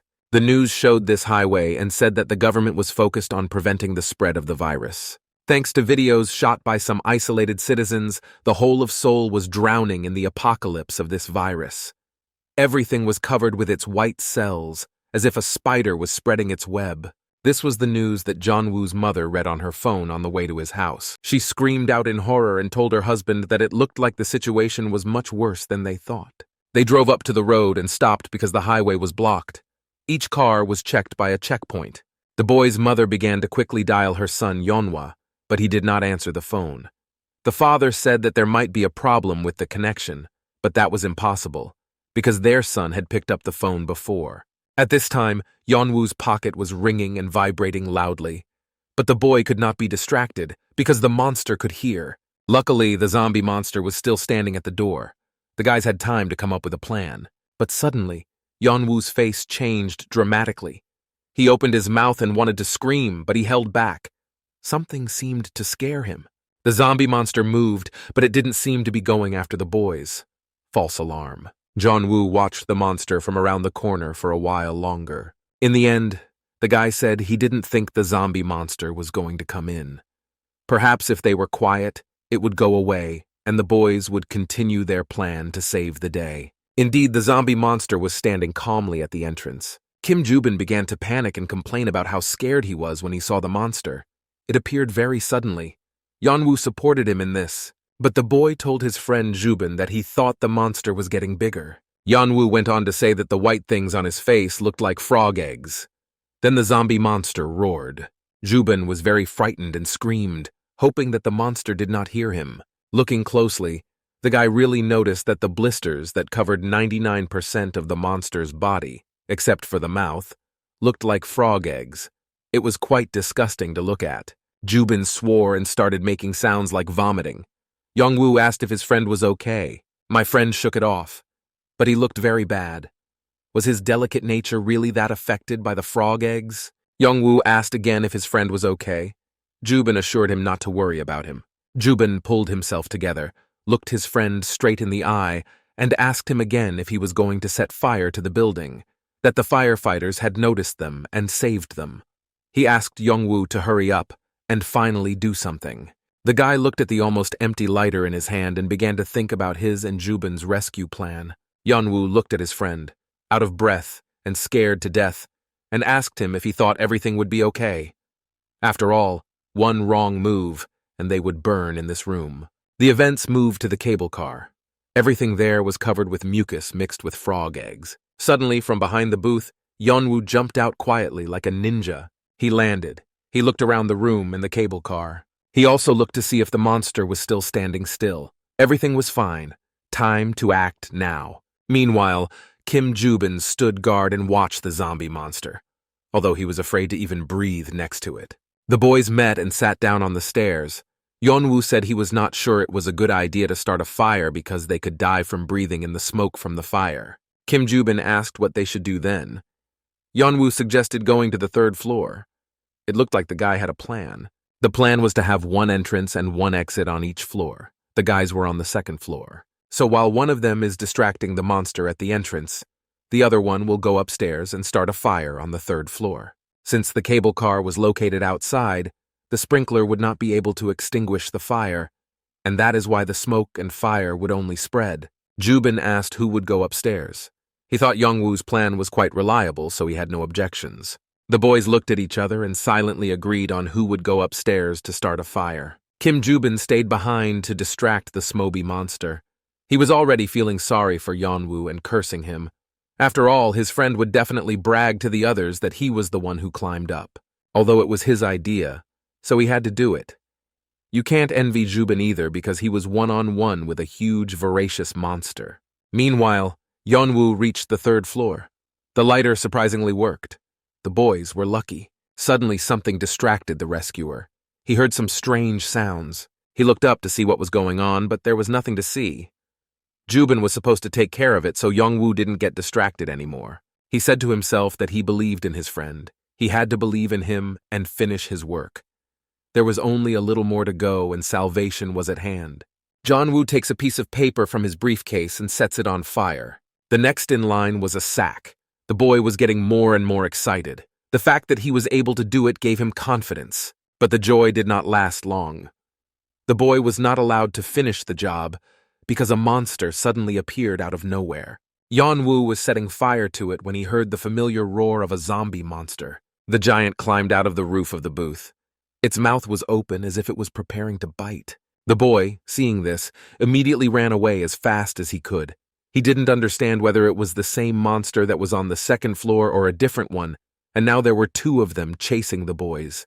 The monster jumped out of the booth and growled, which scared the boy and gave him even more strength and motivation to escape. However, Yeon-woo could not get far from the zombie monster. The giant was literally breathing down his neck, but he didn't let that stop him and kept running. The giant monster let out its white, ugly tentacles from its mouth to catch up with Yeonwoo. The guy screamed. He did not expect to meet the monster because he was hoping for Kim Joo-bin. His plan was almost perfect. The young man was holding a piece of paper that he had managed to light. Without hesitation, He threw it to the monster right into its vile tentacles. This gave the daredevil a little head start, and he was able to break away from the zombie monster. Yeon-woo was a few steps away from the exit. The boy turned around to see how far he was from the monster, but what happened shocked Yeonwoo very much. He saw that such a huge and strong zombie monster began to burn. He was afraid of fire. He stopped and watched what would happen next. It was a hope for salvation and at least some minimal safety. The monster burned down completely. It turned out to be flammable, even though it was made of wet frog eggs. Yeon-woo did not move. He stood there in silent amazement looking at the picture. He had just found a way to kill this virus. The guy could not believe what was happening. Almost the entire zombie monster burned down, leaving only the bones behind. Yeon-woo did two things at once. He killed the monster and started the fire. Suddenly, the guy's phone rang. Someone was calling him. It was Kim Joo-bin. Yeon-woo immediately began to brag that he had killed the monster and that it had burned alive, but his friend loudly ordered him to come down. Something must have happened. Joo-bin said that the zombie monster was gone and he thought the giant had gone upstairs. Then who was burned by Yeon-woo, but he wasn't sure he could go back down. He also informed his friend Kim Joo-bin about this. His friend did not understand why. Yeon-woo explained that when he was lighting the fire, the monster attacked him, but he was able to set it on fire. Everything was so hot that the fire blocked Yeon-woo's exit. He didn't think about this when he was running away from the monster, but there was no other option. It was either him or him. Yeon-woo ran to the scene of the fire and once again made sure that he would not be able to pass through. The fire was getting worse, and there was nothing to put it out. The guy asked Joo-bin what he should do. His friend yelled at him, called him an idiot, and ordered him to go downstairs as quickly as possible, because he had little time left. Yeon-woo heard something behind him and turned around. However, the guy saw nothing. Everything was empty, except for some mucus on the floor, ceiling, and walls. Suddenly, another monster came out from around the corner. It seemed to be the one that Joo-bin had been following. This monster was huge, twice as big as the one Yeon-woo had burned. The guy screamed and hung up the phone. It was time to run away, and quickly. If he didn't know how zombie monsters were made, he would never have guessed that there was a person inside that ugly, faceless giant. Perhaps it was Gale. But there was nowhere to run. There was a fire behind him and a giant monster in front of him that wanted to eat him. There were even more monsters on top. Meanwhile, the fire was getting worse. There was even more smoke. Yeon-woo had to choose which danger was safer at that moment. The guy decides to take off his shirt. It looks like he has a new plan. The monster was getting closer and closer, but Yeon-woo was not going to run away. The guy set his hoodie on fire. The monster pounced on Yeonwoo. Its mouth is about to reach the boy. The young man took a swing and threw this Molotov cocktail at the zombie monster with all his might. Now we had to run away. The fire became even worse. It was getting harder for the guy to breathe. The guy wanted to escape so badly that he forgot to throw away his hoodie and kept running with it. The monster's face was tortured. It seemed to melt and melt before our eyes. The guy realized that fire was his weakness, so he needed to burn this nasty zombie monster. While the monster was recovering from the last portion of fire, Yeon-woo swung with all his might and threw his burning jacket at the beast. The jacket was caught nearby. A little more and the monster would have caught fire. Shocked, Yeon-woo stood in a stupor. He had just exhaled a hopeful breath when, through the wind, his life was once again one step away from death. The monster saw that he was safe and growled at the boy. Now the giant zombie giant had a new goal. He had to take revenge on the boy for setting him on fire. Yeon-woo covered his face with his hands. He realized that he had nowhere to run, so he would at least save Joo-bin, so he just closed his eyes and prepared to die. And then, out of nowhere, a lit piece of paper came flying in. It was unrealistic luck. The arsonist flew right into the monster. It had not yet had time to attack the boy, so Yeonwoo was saved. The guy stood up. He should have been dead by now, so he hadn't quite recovered and realized what was going on. That was Kim Joo-bin. He was running into danger, swearing and throwing burning paper to save his friend. The guy made another attempt and threw another arson at the monster. The boy's eyes were filled with hatred and fear. The adrenaline in his blood was going through the roof and gave him the strength to defend his friend Yeonwoo. And this target hit the monster right in the back. The poor thing growled.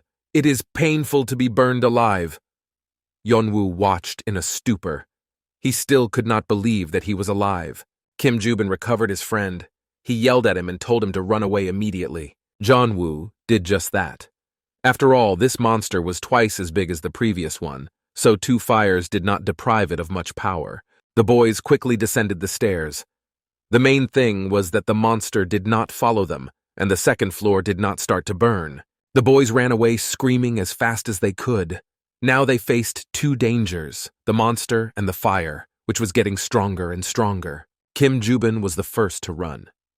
He was not as brave as his friend, so the adrenaline in his blood prevented him from thinking critically and analyzing the situation. Because of this, the boy did not notice the piece of white slime in front of him. If he stepped on it, he would also turn into a monster and most likely burn in this building. Kim Jubin didn't want to die, so he stopped in front of the mucus, but his coordination was impaired, so he just fell face down the stairs. Yeon-woo saw this and ran to help his friend. He promised Jubin his life for his salvation. The guy landed surprisingly on his hands. He didn't seem to hurt anything, but there was another pile of white dangerous virus in front of him. Luckily, Kim Jubin landed right in front of this bunch, so he didn't get infected and won't turn into a big ugly monster that wants to eat everyone. Jubin stood up, but lost his coordination and started to fall. Fortunately, Yeon-woo ran up to him and caught his friend. However, Jubin's reaction was not friendly. He pushed the guy's hand away and told him to get off him. Yeon-woo did not understand why his friend was so angry. His eyes burned with rage. Jubin was seriously angry. The guy kept yelling. He was calling Yeon-woo a snotty brat who thought he was a hero, but couldn't set fire to the place and was sporting everything. If only Yeon-woo had listened to Jubin, all this would not have happened. The guy did not stop. It was as if he wanted to unleash all the anger and fear he had accumulated during the day on his friend. Jubin called Yeon-woo a bastard. He added that the guy was a snotty little brat and nothing else. Yeon-woo was shocked. He did not expect to hear such things from his friend. He understood that Jubin's words were spoken out of emotion, but he would not tolerate such name-calling. It was the last straw. Yeon-woo shouted back and elbowed the guy. Now the boy spoke. He yelled back at his friend Jubin. Did he really want to die? Yeon-woo asked why he was angry with him, because it wasn't the boy's fault that the monster had attacked them all. Yeon-woo added that Jubin was like a scared puppy who could do nothing, because he was so scared and couldn't pull himself together in time. Jubin called him a bastard again.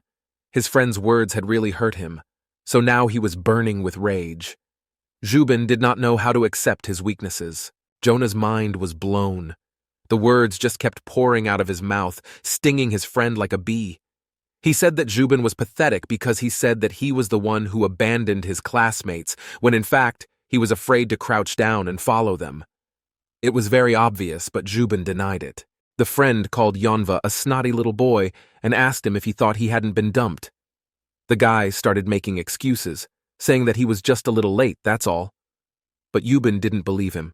The boys were about to beat each other up. Then Yeon-woo noticed something that changed his expression. Jubin had already returned. They could not believe what they were seeing. Another monster roared at them from the floor below. It was sucked into a pile of slime that was simply spread out on the floor. The boys screamed at what they saw. They immediately forgot about the quarrel.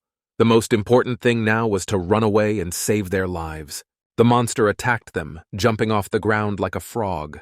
But at that time, the guys were already running away as fast as they could, only having time to turn around and see what was happening behind them. Yeon-woo was the last to run, so he managed to close the door behind him. The monster remained outside. After clearing his throat, Yeon-woo said they were safe now. It was time to clear the air and figure out a plan of action. The door was closed, so the monster definitely could not get inside to see the boys. Suddenly, the guys' faces changed and they screamed in a chorus. The monster's tentacles began to crawl through the door and attack the boys. The 2 friends started to run away, but they had nowhere to run. They had to come up with a new plan. Jubin again attacked Yeonwoo, accusing him of saying that the monster could not pass through a closed door. They came back to see how the monster was doing and saw that more and more of it was crawling inside. This process was quite slow, so the boys had a head start to escape and think of a new rescue plan. Yeon-woo ordered his friend to shut his mouth and run. They needed to get to the other side somehow. The boys froze again in puzzlement. They seemed to see something shocking in front of them. Behind the door was a bunch of monsters chained to the ground with white, disgusting slime. They couldn't get out. The guys were trapped. Yeon-woo screamed at the top of his lungs. He did not understand what was happening. What kind of apocalypse was happening in this building? White slime was everywhere outside. The entire building was completely covered with a thick carpet of disgusting slime mixed with dead bodies. Suddenly something squeaked loudly, which scared the boys. Jubin jumped up and down in fear. The guys turned toward the sound. Something from the wall was making a terrible, piercingly loud sound, like an alarm. It turned out that it was a fire alarm. It looks like the guy's plan was working. Realizing that it was just an alarm, the boys calmed down. The fire truck was coming soon, so they would be rescued, and the boys would forget the story like a bad dream. However, something frightened the boys again, and they turned their heads in the other direction. Yeonwoo and Jubin saw black, thick smoke coming from the third floor. It looked like the fire had spread in earnest. It would be easier for the rescuers to find them, because now the burning building was visible from afar. But Yeonwoo took a lighter out of his pocket. He tried to light it. Jubin yelled at his friend. He didn't understand why Yeonwoo needed a lighter. Did he really want to start another fire? The boy said he would try his best to rekindle the fire. He told his friend Jubin to find something that could be easily lit as soon as possible. Meanwhile, the body of the zombie monster was almost completely inside. Only its legs remained outside the door. Time was running out. Yeonwoo nervously tried to light the lighter, but it wouldn't give in. There were only sparks. He yelled at the lighter to make it work. The young man's heart was beating frantically. He had to act quickly to save his life. Yeonwoo begged the lighter to produce at least a small flash of light, continuing to nervously light it again and again. Kim Jubin ran up to the boy. He asked if they had time for this and brought a piece of paper that looked like a newspaper. Now Yeonwoo and Jubin were shouting and cursing at the lighter together because it didn't want to work. Suddenly Jubin's face changed dramatically, as if he had seen something very terrible. When Yeonwoo saw Jubin's appearance, he turned his head and screamed. His friend began to run away. It turned out that behind the boys, there was a hole in the window from which their classmates had escaped, and another zombie monster was crawling out of the hole and into their classroom. Yeonwoo fell on his friend Jubin in fear and screamed. There was nowhere to run. They had to figure out what to do quickly. Meanwhile, the monster was slowly but surely climbing up the wall and climbing out through the window. These monsters never ceased to amaze. Yeonwoo screamed even louder. He could not believe that zombie monsters were capable of such things. Just then, Jubin's victorious shout was heard from behind the boy. He was running and obviously headed for the monster. The fearless friend was holding a pot. Yeonwoo could not understand what Jubin was trying to do. He swung, screamed, and threw a pot of plants at the monster. The flower pot flew straight to the target, right in the zombie monster's head. The pot broke, making a loud crashing sound. And under the flattened one was a monster. It looked like it was dead. Jubin and Yeonwoo screamed. Yeonwoo could not yet analyze what had just happened, and Jubin could not believe that he had killed a monster and was not afraid. Under the pot, there was white mucus mixed with the earth, like blood. The boys could not believe that the zombie monster was really dead. Jubin turned to his friend and began to brag. He said that Yeonwoo should take back what he said about him. Jubin no longer looked like a scared puppy who was afraid of his own shadow. Yeonwoo said that now was not the time to talk about it and looked nervously at the floor. But Jubin was not deterred by the frightened look on his friend's face. He continued to remind him that he had saved Yeonwoo's life twice. He realized that he should just agree with his friend and say that he was cool. Letting Jubin have some fun might have given him the self-confidence he clearly lacked. Just then, Yeonwoo's face changed dramatically. His mouth opened wide and his eyes looked like two healthy oranges. Something had clearly shocked the young man. Jubin asked why his friend had stopped talking and stopped praising him. However, the boy did not see that behind him, a zombie monster was rising, covered in earth and with a pot on his head, and it seemed that he was not dead. Yeonwoo shouted that Jubin had come back. He was so worried about his friend because the zombie monster was just a step away. When Jubin turned his head, the huge monster had already risen and roared. It seemed to be very angry with the boy's actions and wanted to pay back. Unfortunately, Kim Jubin didn't have time to react, and the monster managed to attack before the boys started to run away. The giant's tentacles were already flying at poor Jubin. Yeonwoo fell to the ground behind him. He watched the monster eat his friend and couldn't do anything. The boy was as terrified as Jubin. All Yeonwoo had was a lighter. He nervously tried to light it. It was a matter of life and death, and the lighter was his last hope. The guy was screaming and swearing at the lighter because it didn't work. He looked at his friend, who was almost completely eaten by the monster. He felt so sorry for his friend. If he set fire to the monster, Jubin would burn as well, but it was worth a try. There was no other way out. Yeonwoo shouted his friend's name, as if to let him know that he was there trying to save Jubin. He couldn't let him be eaten by the monster. Meanwhile, the zombie monster had already reached the boy's face. Was it really the end? The chances of survival were decreasing every second. The giant was very strong. Yeonwoo nervously lit the lighter again and again. A little more and the boy started to cry, but he held on for the sake of his friend.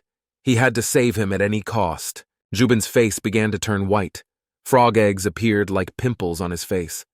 The last thing Jubin said were words of help.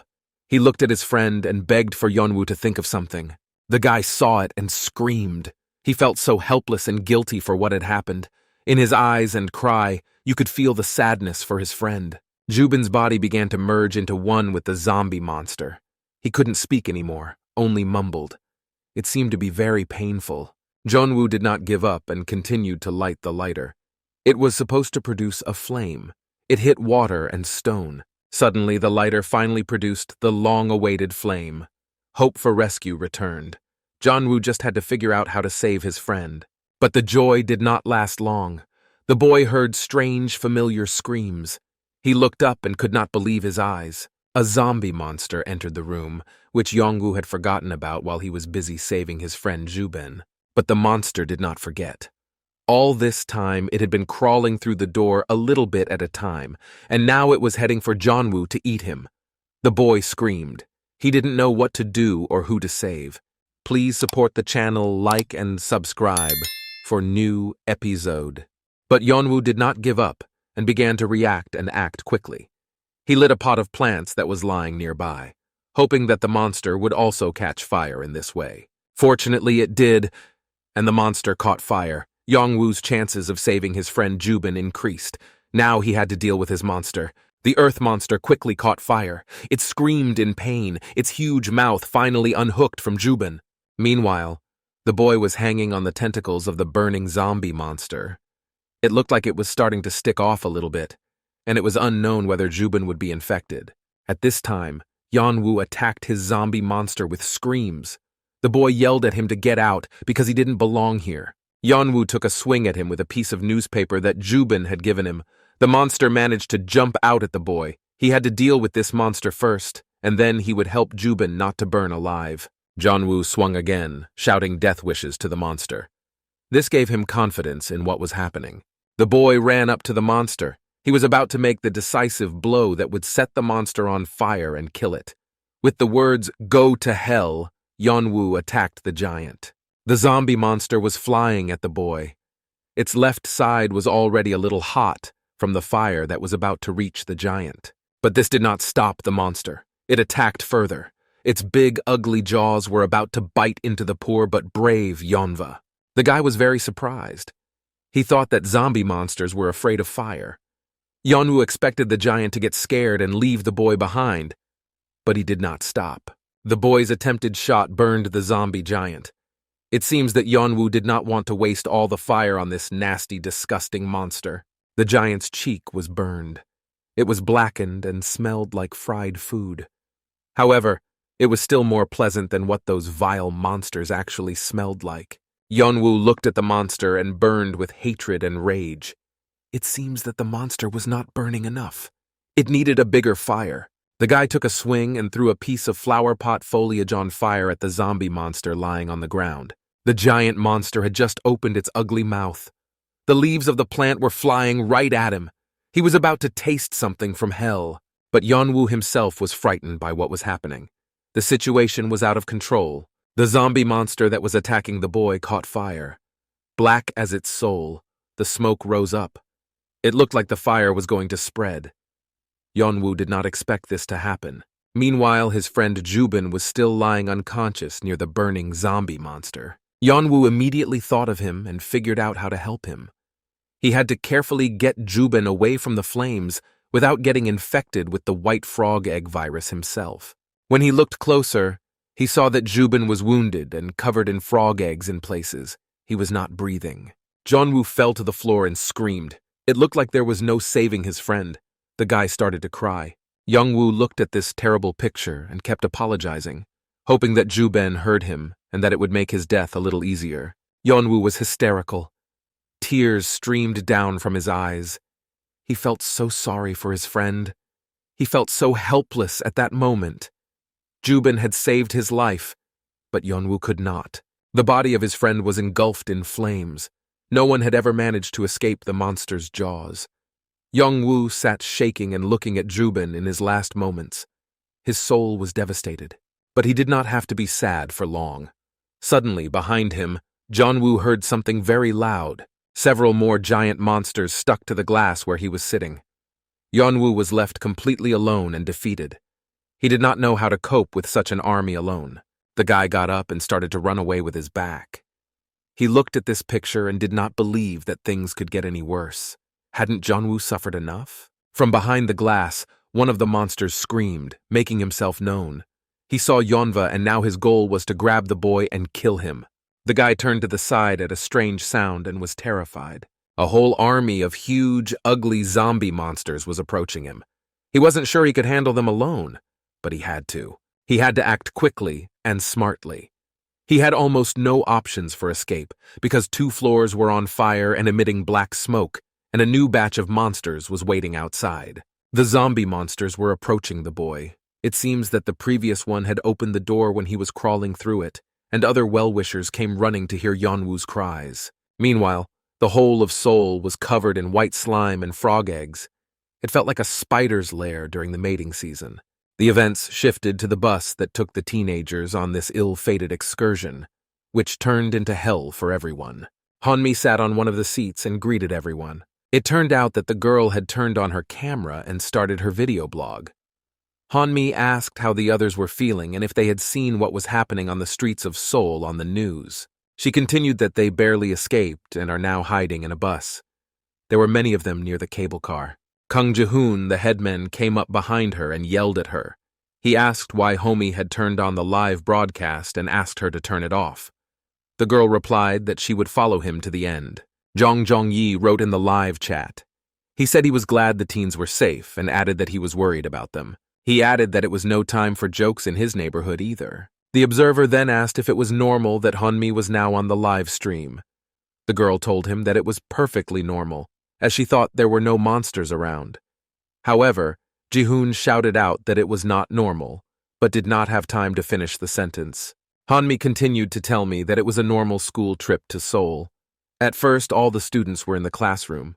Unfortunately, only a small number of them managed to survive. In the back, So-young sat alone. She didn't want to talk to anyone or do a live broadcast with Han-wi. The girl was looking at the floor. Her gaze betrayed that she was heavily burdened with something. Meanwhile, Han-mi was going to tell us something interesting in the chat room. Jong-jong's follower said that if you look at the cells, you can see the nucleus. Han-mi was very surprised by this information. She didn't know or even notice it before. The subscriber added that he had seen it on YouTube. He said that the video conveyed the message that we need to be more careful. Another anonymous subscriber asked if the teens were near the Namsan cable car. He added that it was near Seoul Station. Hanmi confirmed this information and asked what he was getting at. The subscriber said that he did not live in Seoul, but the news had just told him to come to a temporary shelter near the affected areas of the station. Jong confirmed this information and told them to go there. Kang Ji-hoon, the headman, joined the conversation. They could not believe that there was a temporary shelter at Seoul Station. The subscribers added that teenagers should watch the news. Seoul is on lockdown. They thought the class would be able to leave Seoul by train. The teens had to hurry and escape. 3 classmates have already gathered around blogger Hong-mi. Kang Min joined them. He was interested in the information that Seoul was blockaded. He didn't understand what they were supposed to do. Hong-mi thanked her friends for the information and said they were the best. Kang Ji-hoon added that they needed to go to Seoul Station and Kang Min found the way to it. It was really close. Suddenly, Ji-hun heard something outside. He felt some kind of danger. He ordered everyone to duck. Chief Kang looked out the window and expected to see the cause of his concern. The teenagers must not forget what was happening around them and that they were not safe anywhere. And then a monster appeared in the window. He was very thin, with a thin neck and a hump. On his head was something strange, like a bird, or rather a pigeon. Hearing the sounds on the bus, the zombie monster turned to see if there were any new victims for him. Up close, he looked even worse. His skin was covered in feathers mixed with white frog eggs and slime. The monster screamed and hissed. He stopped and waited to make sure no one was on the bus. The teenagers quickly all hid under their chairs and sat quietly, waiting for the monster to calm down and leave. However, it seemed that the monster was not going to leave. He could smell their fear and scent, but he was not smart enough to enter the bus and verify his hunch. He just stood there and growled, instilling fear in the potential victims. The headman, Kang Ji-hoon, sat next to Honmi. The girl put her hands over her mouth to keep from making a sound. Ji-hoon was angry and cursed at the zombie monster for not leaving. Suddenly, an innocent cat walked by the nasty, soulless monster. The giant reacted sharply to him and returned. It seems that the monster has found a new victim. The cat turned to the zombie's growl. He was not afraid of it because he did not know what it was capable of. However, the monster made its victory cry, which meant that the zombie had spotted a new victim and intended to kill and eat it. The poor animal felt the danger and started running. Cats are very fast creatures, so he will most likely be able to escape from the zombie monster. The giant chased him. The monster's attention quickly switched from one victim to another. The teenagers were saved this time. The teenagers breathed a sigh of relief. The danger was over. Finally, they could open their mouths and express the fear that had been in their veins for 5 minutes. Kang Min said he looked at a map and found out that Seoul Station is 1.4 kilometers away. That's about a 30-minute walk.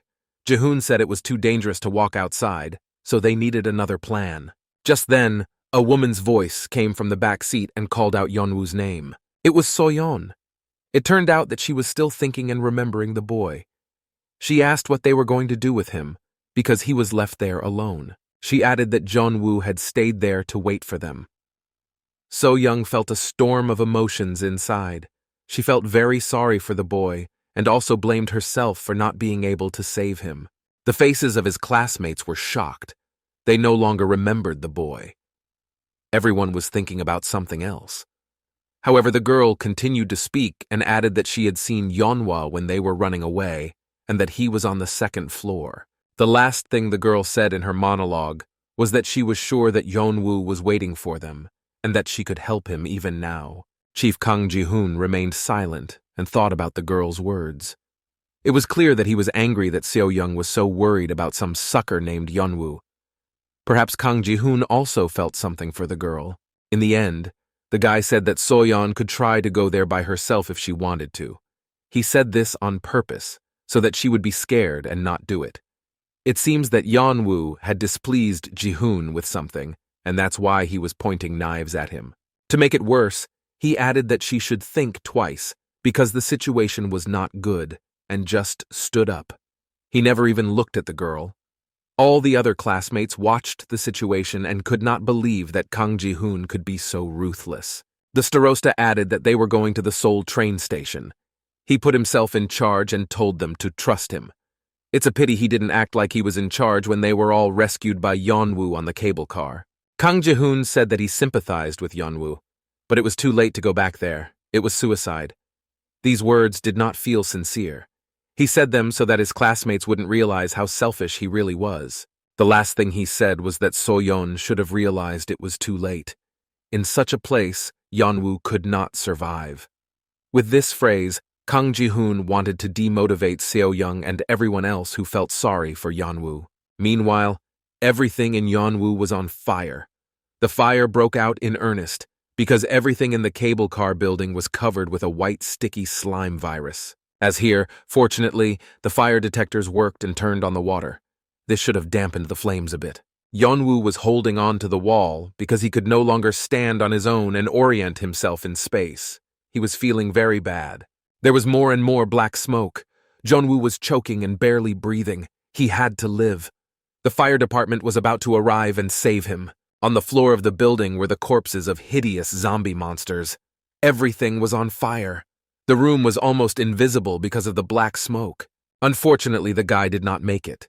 He held on to the last, but there was too much smoke and Yeon-woo fainted and fell to the ground. If someone did not save him immediately, he would suffocate and burn alive. For a second, the guy woke up and came to his senses. His body was struggling. He didn't want to give up. Not today. Drops of water from the ceiling fell on him. He was not fully aware of what was happening around him. He seemed to be fainting again. Suddenly, from somewhere across the room, I heard the familiar scream of a zombie monster. Now it was a scream of pain. The big, ugly monster was burning alive. Yeon-woo had defeated him, but at what cost? The boy stretched to stand up and defend himself. He probably thought that the monster was not yet defeated. Then he noticed something very strange on his hand. He lowered it to take a closer look. The guy thought he was hallucinating. It couldn't be possible. Yeon-woo put his hand right to his face to assure himself that he was imagining it, and that it was all the effects of breathing black smoke. But unfortunately, no. There were frog eggs on the boy's hand. He did not understand how he could have contracted this virus because Yeon-woo was very careful and cautious with monsters. It seemed to be the end. No one survived the frog egg virus infection. Yeon-woo realized that it was the end. He would die before he could turn into a bloodthirsty, disgusting, miserable monster and not feel the pain of transformation. He looked at his hand and fainted. At this time, the virus on his arm was growing more and more. The process was irreversible. The infection entered his body and spread through his blood and skin. The boy was lying helplessly on the floor of the burning building, inhaling the harmful black smoke. His whole life flashed before his eyes. He caught himself thinking that he had lived very little. His body will most likely not even be recognized, because by then it will have turned into a virus and become overgrown with white frog eggs, so he will not be buried. A miserable death. Now, the whole building was burning with bright flames. Everyone who was there and turned into monsters would die. They won't be remembered, won't be written about in the newspapers, because these people will not be found and recognized. Unconscious, Yeon-woo was lying on the floor when he suddenly heard some sounds that made him regain consciousness. How he wanted to live. He opened his eyes because the sound seemed quite familiar and expected. It turned out that they were fire trucks. They came to extinguish the fire, but it was unknown whether they would find a semi-conscious Yeonwoo. And the guy was already infected with the virus. If only they had arrived a few minutes earlier. Meanwhile, the events moved to the bus stop where the teenagers were hiding. Headmaster Kang Ji-hoon emerged from behind one of the vehicles. It seems that the class decided to flee to Seoul Station despite the danger on the street. The boy was looking around the area so that the teenagers could get there safely and avoid monsters. It was clear in front of them. Chief Kang Ji-hoon looked the other way. He did not want any unexpected trouble in the form of zombie monsters attacking from around the corner. On the other hand, everything was also clean. The previously lively and crowded capital was now so empty and gray. It was completely saturated with fear and pain. After checking that everything was clear, Kang Ji-hoon ran to another bus and hid behind it. He approached the front door of the vehicle. It looked like he had a plan. Finally, Kang Ji-hoon began to fulfill his role as headman, instead of hiding behind the girls' backs. He opened the door handle, probably wanting to get inside. But the cautious boy did not check whether there was anyone in the unknown bus. Suddenly, the starosta shouted to someone, opening the car door. It turned out that he was addressing his classmates, who were hiding behind their bus and waiting for instructions from the miraculous starosta in charge. He told them to hurry up because the door was unlocked. And the class, like soldiers, moved on command and ran to the bus, which was to serve as a new shelter and safe place. As soon as the teenagers ran inside, the headman, Kang Ji-hoon, pounced on them with questions. He asked a rhetorical question about whether Hannah could run faster. The girl was lagging behind everyone else. She was not yet on the bus. Kang Ji-hoon was looking for the key and asked if his classmates had seen him. They started looking for the bus keys together. Hanmi asked the elder if he was sure he could drive the whole bus. Kang Ji-hoon replied that he had 120 hours of driving experience in the game, so he was confident in his abilities and skills. Meanwhile, a very out-of-breath Hannah came running. She looked at the floor and barely ran inside the bus. Her classmates were alarmed to see her in such a state. Kana's legs and arms were shaking violently, like those of an elderly woman. She was breathing heavily and could not say a word. Her friend Hanmi ran up to the girl. She was worried about her classmate and asked if she was okay. Suddenly, Hannah started screaming a lot. She said she couldn't take it anymore. She had a hard time finding the words. She added that she wanted to stay here because she couldn't run anymore. Hanmi told her friend to calm down. Suddenly, Kang Ji-hoon joined their conversation. He told Hannah to think twice. Did she really want to give up? Hanmi was shocked by her classmate's words. The headman added that he was sick of Hannah and her antics. The girl's face changed dramatically. She did not expect to hear this from the man who had taken responsibility for the class. Kang Ji-hoon's face was very serious. There was not an ounce of pity in it. His words were like knives. The last thing he said was that they couldn't stay here and that whining alone wouldn't help. Hanmi stood up for her friend. She criticized the words of the headman, Kang Ji-hoon, and said that he could have said it differently. But her classmate did not hear her and did not want to accept his guilt. Seo-young was watching the scene. Hanmi said that Ji-hoon wasn't being an asshole. The headman replied that he was just doing and saying what he had to do and the girl should leave him alone because he was the boss. Seo-young was about to say something. She was outraged by the headman's behavior, and she began to see how callous and cruel their classmate, Ji-hoon, was. But instead of words of reconciliation, she could only let out a cry of pain. Her face twisted. Something had happened to the girl. It turned out that it was her knee. It was aching terribly, and the wound was still not healed and bleeding. Kang Min came up behind her. He saw that the girl was worried about her injured leg and asked how she was doing. The classmate was sincerely worried about his friend. So-young turned her head and was a little surprised. Never before had her classmate Kang Min been so attentive and caring. He told her to sit down because she didn't look good. Before, it was Yeon-woo who was so attentive to her. The girl fussed. She replied briefly that she didn't want to sit down because she was fine.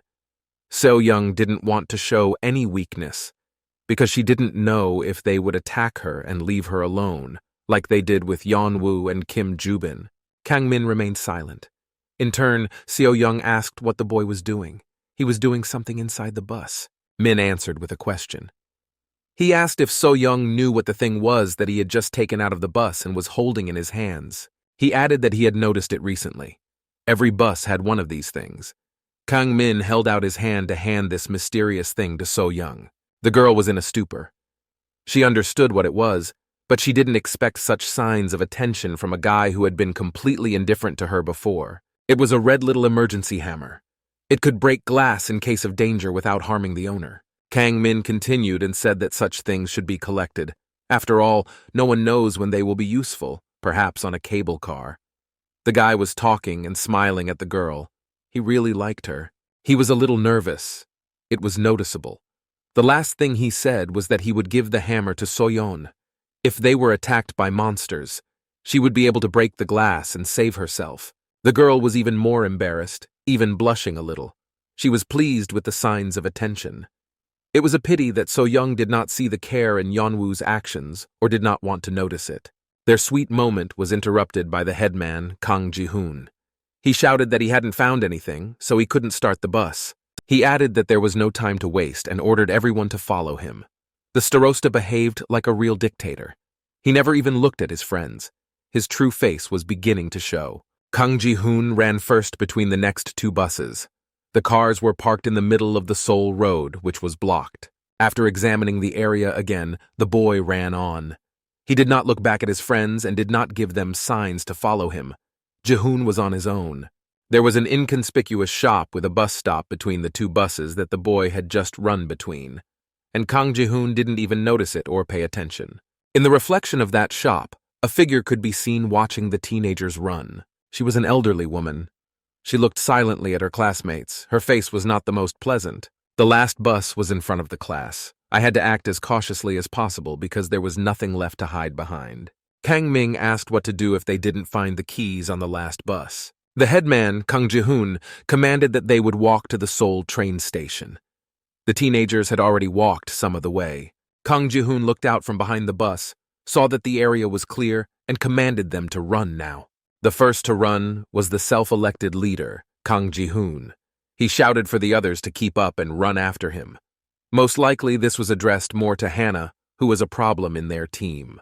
Kang Ji-hoon saw a target in front of him, the door. He ran toward it and did not look back. The boy started pulling the handle to get inside the bus and fulfill his plan. He had to prove to everyone that he could save his classmates. Suddenly, from behind him, he heard an old, unfamiliar voice shouting at him not to open the bus.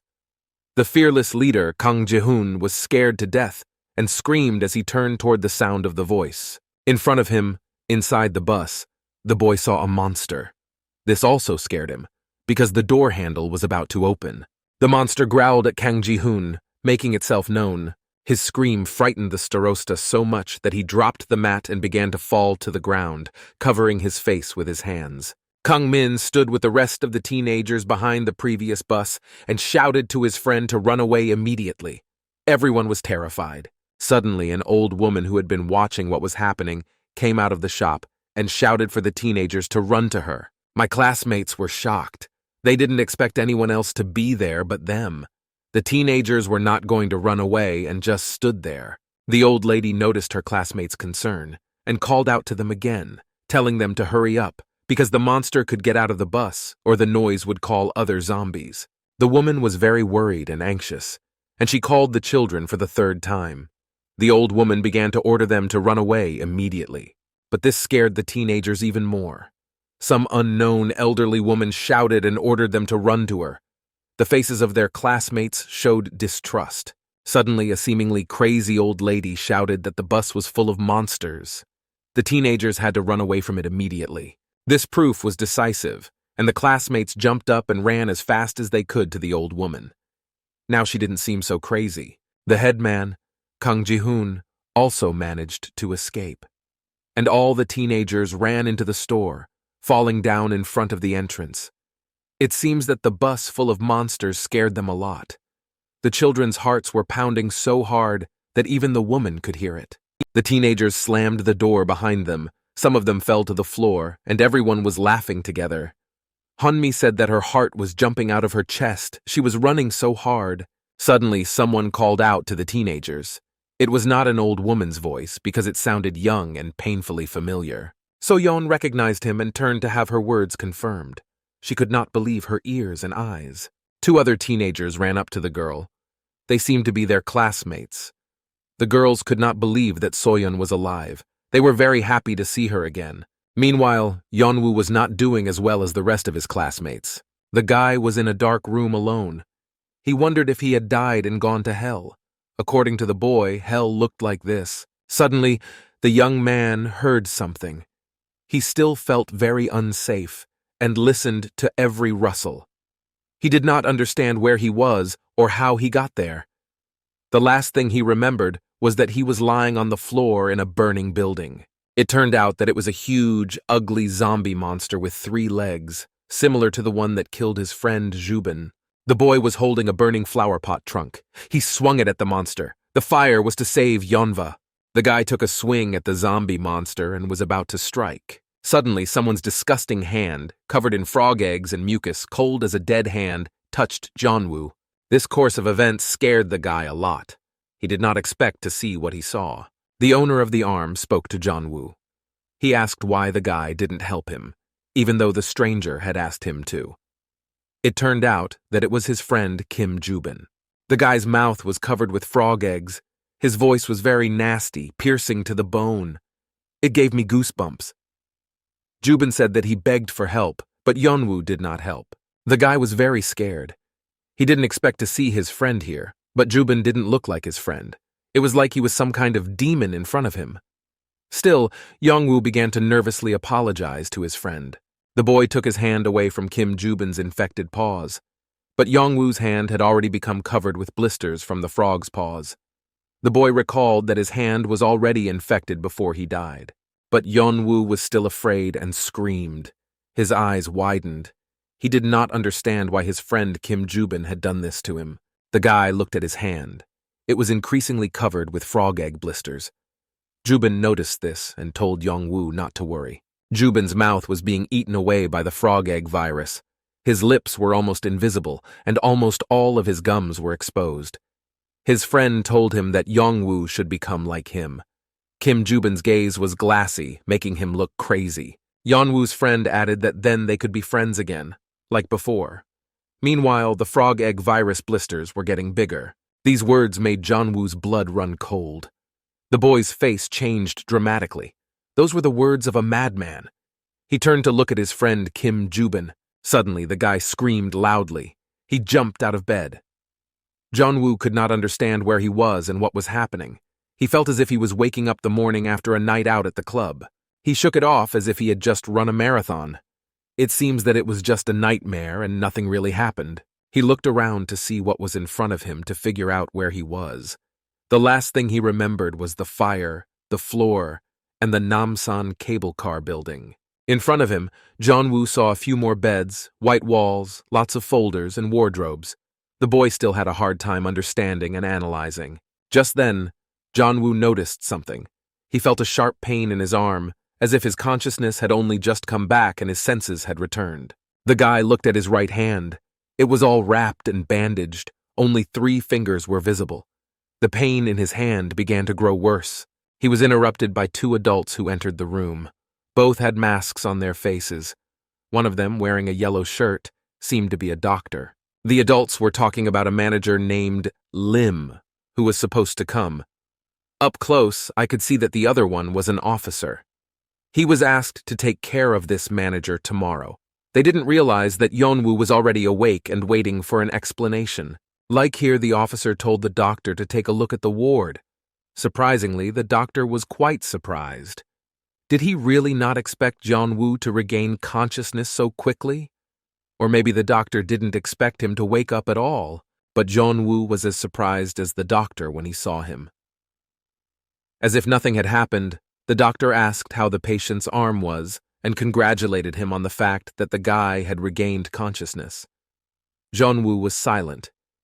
He was in a stupor. The man in the yellow shirt told him to make himself at home, but he had to fill out some paperwork. And then one of their employees had to show Yeon-woo a tour of the facility where the boy was being held. But the young man was still not analyzing the information very quickly, so he just stared open-mouthed and silent at the 2 men who had probably come to visit him. He was given a pen and paper. Yeon-woo started filling them out. It seems that the boy was left-handed because he held the pen skillfully. It was strange that his right hand was infected. In a way, Yeon-woo was lucky. The officer controlled the boy. Yeon-woo asked him where to write his address, and the uniformed man told him to just write his contact information.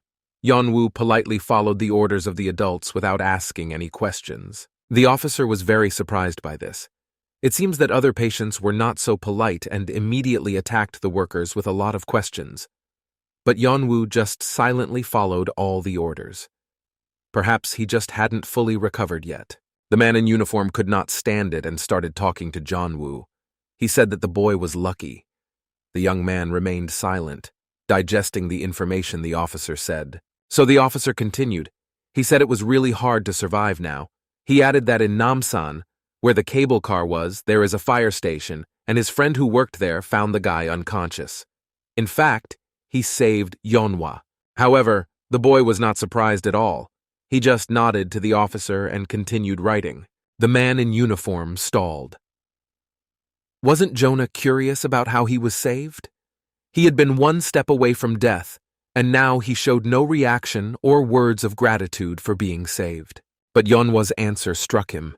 He asked what kind of city it was. His face looked so calm that it was scary at times. The officer's face changed dramatically. He was very surprised by Yeonwoo's question.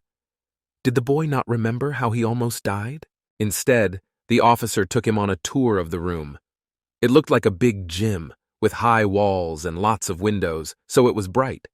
Surprisingly, there were quite a few people in the building. The officer said that it used to be a gym for local residents, but they received an official letter from the disaster relief headquarters. The man in uniform continued that they were ordered to make this place a quarantine zone for survivors, and to serve as an emergency shelter, He clarified that everyone who was rescued in the area was here. Meanwhile, a man came up to a group of people and shook his hand and asked how the company was doing. He and his colleagues were wearing yellow shirts. A young man from that company asked the employee if all the roads were really blocked, asked what time it was, and whether there was any point in blocking the roads. Yeon-woo was watching. He and the officer were still standing there watching the scene. Just then, Yeon-woo heard one of the patients asking if he could go back to Bundanga. He also wanted to return to Seoul, so he asked the officer about it. Yeon-woo asked strange questions, as if he didn't remember what was happening in Seoul. The officer was a little confused by this question, but he put it down to the fact that the guy hadn't fully recovered yet. Perhaps he had partially lost his memory due to shock. The human body often erases memories that cause pain. The man in uniform told the boy that Seoul was now completely closed to prevent the virus from spreading to other regions. It was clear from Yeon-woo's reaction that he was genuinely surprised by what he heard. He quickly started looking in his pockets for something, even though he was wearing someone else's clothes. He didn't seem to remember that either. He just said that it was bad that the capital was blocked. In the end, Yeon-woo found nothing and told the officer that he needed to call his parents. He asked if the uniformed man knew where his phone was, which he could not find in his pockets. The officer quickly ran to the door and said that Yeon-woo needed to wait and that a man would find his things and bring them to him. Yeon-woo stayed waiting a little worried. Everyone was acting very strangely around him. He couldn't remember what happened, why the roads of Seoul were blocked, and why the officer ran away so scared. Suddenly, the guy's arm became very sore, making itself felt. The pain was sharp. It felt like something was cut out of it, some part of it. Yeon-woo held it up to his face to examine it. He still didn't understand what had happened to it and why it was twisted and hurting. The guy looked at his arm for a minute and tried to remember. He felt that he was about to remember, because the pain seemed to bring his consciousness back. Suddenly, he began to remember. His memories began to appear in his mind from the end, starting with the most recent ones. He remembered hearing a fire siren. I remembered that I was lying on the floor of a burning building. He wondered who had set it on fire. He remembered that he was waiting for a group of rescuers. But in his mind, he was preparing for death. So he miraculously survived and has to thank this officer friend for saving him and taking him out of the flames. Finally, the guy recalled that his hand was covered with white blisters, as if he had been stung by nettles or several nettles, so the size of the blisters was too large. However, the guy could not remember what exactly happened to his arm and why he was lying on the floor of the burning building alone. He could not remember anyone else inside. He still stood motionless like a statue and looked at his wounded arm, trying to remember what happened on that fateful day. Suddenly, someone called him by name, interrupting his session of digging through the memory gaps, which scared him quite a bit. It seems that his body was still tense due to stress or fear. Yeon-woo turned toward the sound, and his face changed dramatically. He could not believe his eyes. It was some guy. He was smiling broadly and asking Yeon-woo where the others were and why he was alone. Please support the channel, like and subscribe for new episode. Two of his classmates noticed his condition and realized everything. Their faces also changed dramatically, but they were waiting for Yeon-woo's comments. He held his head and screamed. His body began to tremble. He was about to cry. Yeon-woo began to blame his death on the zombie monsters that his friends had fled from in the burning cable car building. The events moved to the school's classroom. The teacher stood in the center of the classroom and told them what she thought about their group flow. She told the children to conduct the experiment in pairs, and then she would check everything after work. The children were indignant. They did not like this idea from the teacher. The class teacher said that if they didn't like it, she could replace the experiment with an English test. Yeon-woo sat in the back and listened silently to what the teacher was saying. Unlike the other children, he did not resent it at all. All the teenagers got up and sat down at their desks when the teacher left the classroom. They were discussing who would do the experiment with whom, and just talking about their own business. Suddenly, a single camera guy came up behind him. He started talking to Yeon-woo about the experiment. He seemed to want to be paired with him. It turned out that it was Kim Jubin, his friend. He said that the experiment the class teacher had given them was easy, and added that school sucked. Jubin checked his phone and asked what ideas Yeon-woo had. If there were none, then the boy would be in charge of their pair. Yeon-woo said that he had no ideas and would like to hear what his classmate had to say. He also added that if Kim Jubin watched another animated movie, he would kill him, to which Jubin smiled and called Yeonwoo a snot. It seems that this name was given to him by his class. Kim Jubin said he had a brilliant idea. He was saying something about a cosplay event in Seoul. The guy kept looking at his phone, which may be why Jubin had poor eyesight and wore glasses. Yeonwoo called his friend a sick bastard. Jubin was amused, as was his friend. He asked who Yeonwoo was going to work with then, and the guy told him that he wasn't going to work with anyone. He planned to do nothing. The scene shifted back to the frog egg storage facility. Yeonwoo sat with his head bowed. One of his classmates asked if the rest of the class had left him and Kim Jubin there. They were outraged by what Yeonwoo had told them.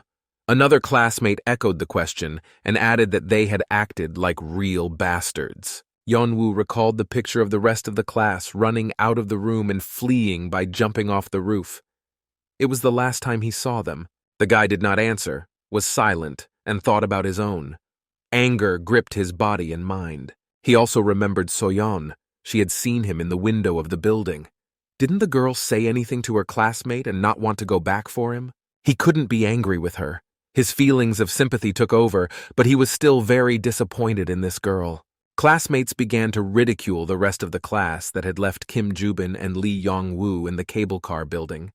They humiliated them in every possible way, hoping that it would cheer the boy up at least a little. After all, he had lost his best friend. It seems that these classmates had a warm feeling for the young man. Somewhere inside, Yeonwoo was pleased, but he was not in the mood for that right now. He was even a little bit amused by the whole situation. He kept his head down, looking at the floor. It turned out that it was the same classmates who had used soju on him. It was Park Min and Han Song-yu. They were being very nice to him now. This amused Yeonwoo. He decided not to trust these guys, but he didn't want to show it. Park Min was looking at something on his phone the whole time. He said he was going to teach those bastards a lesson. Han Seong-yun supported his friend, but unfortunately there was no connection to write on Kakako Talk. Meanwhile, Jeonwoo had managed to tell his classmates how he had survived that hell. Isuri was sitting at the back and was also listening to Jeonwoo's story. She asked if he was sure about what he was saying.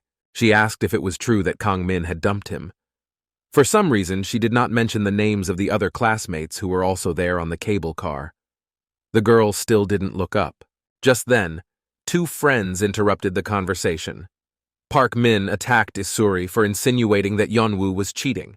Han Seong-yun supported his friend and added that it was disgusting that bookworms were protecting each other. He told the girl to go study for her exams, since all she ever did was read books. Isuri did not react in any way to the provocations of her classmates. She just apologized and added that she didn't know they were young. She didn't change her posture or even look up. Park Min was furious. No one could be rude to him. He was the authority in the school. He snapped at Isuri and told her to watch her mouth. It sounded like a threat. Jeonwoo interrupted their quarrel. He said they didn't know about something. He spoke to the floor without looking up. The boys were surprised at Jeonwoo's sincerity. It seemed that the story of how he was saved was about to begin. Jeonwoo continued without looking up. He said they did not know how everyone else died. They didn't know anything, and they were small. He paused and added that they did not know how and at what cost Yeonwoo had survived. It seems that the guy himself could not believe that it was not a nightmare, and he really fought zombie monsters, saw his friends die, and almost did not burn in a fire. The two boys stood silently and looked at Yeonwoo. They didn't understand what he was getting at, and probably didn't really want to know about his adventures on the Namsan cable car. Jeonwoo sensed this and did not continue the conversation. He didn't want to trust the boys to set him up again. Instead, he asked what had happened to the boys and if they had met any monsters. He raised his head at this point. His eyes looked quite alert at this point. Yeonwoo was no longer just a teenager, after everything he had been through in the past few days. Park Min's face hardly changed. He was very calm and cunning. Yeonwoo remembered that face. It was exactly how he had spoken to him when he had set him up with the soju. The guy had briefly said that he was just lucky. He added that it wasn't the first time he had been in trouble, as if this was an argument for Park Min's survival under strange circumstances. The guy put his hand on Yeonwoo's shoulder and asked him something to quickly change the conversation. He hugged his classmate, just like he did with Soja on the cable car. Yeonwoo looked at his hand. He didn't like it. Park Min continued to ask. He wanted to know who else was on the cable car besides those bastards. He did not have time to finish his question. He just looked into Yeonwoo's eyes for a few seconds, and the boy answered him in kind. There was a short pause. Eventually, the boys stood up and Park Min said it didn't matter. Yeonwoo realized that this trick was a distraction. His classmate's face was just as sly again, but the boy decided to play along and ask Park Min why he stopped. His classmate replied that it didn't matter anymore, and he added that he had been through a lot too, and it was hard for him. But at the same time, he had a smile on his face. While hugging Yeonwoo, Park Min noticed that the boy's arm was rewound. He decided to ask his classmate what had happened to him. He still had a smile on his face. He threw Yeonwoo off his game a bit with this question. The boy mumbled that it was a burn. Min supported him and said that he should have been more careful. Suddenly, the friend said that Yeonwoo's parents would be upset if they knew. He also asked if the boy had called them. Yeonwoo was stunned to realize that he hadn't really called his parents yet. He became animated and told Park Min that he really hadn't called his parents yet. But the officer never brought his phone back, so Yeonwoo asked to borrow a classmate's phone.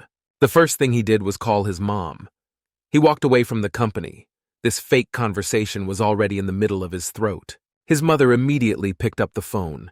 She seemed to be waiting for his call and did not let go of the phone. She asked him excitedly if it was Yeonwoo, even though she recognized him from the first seconds, but she wanted to be sure. There was a lot of noise in the background.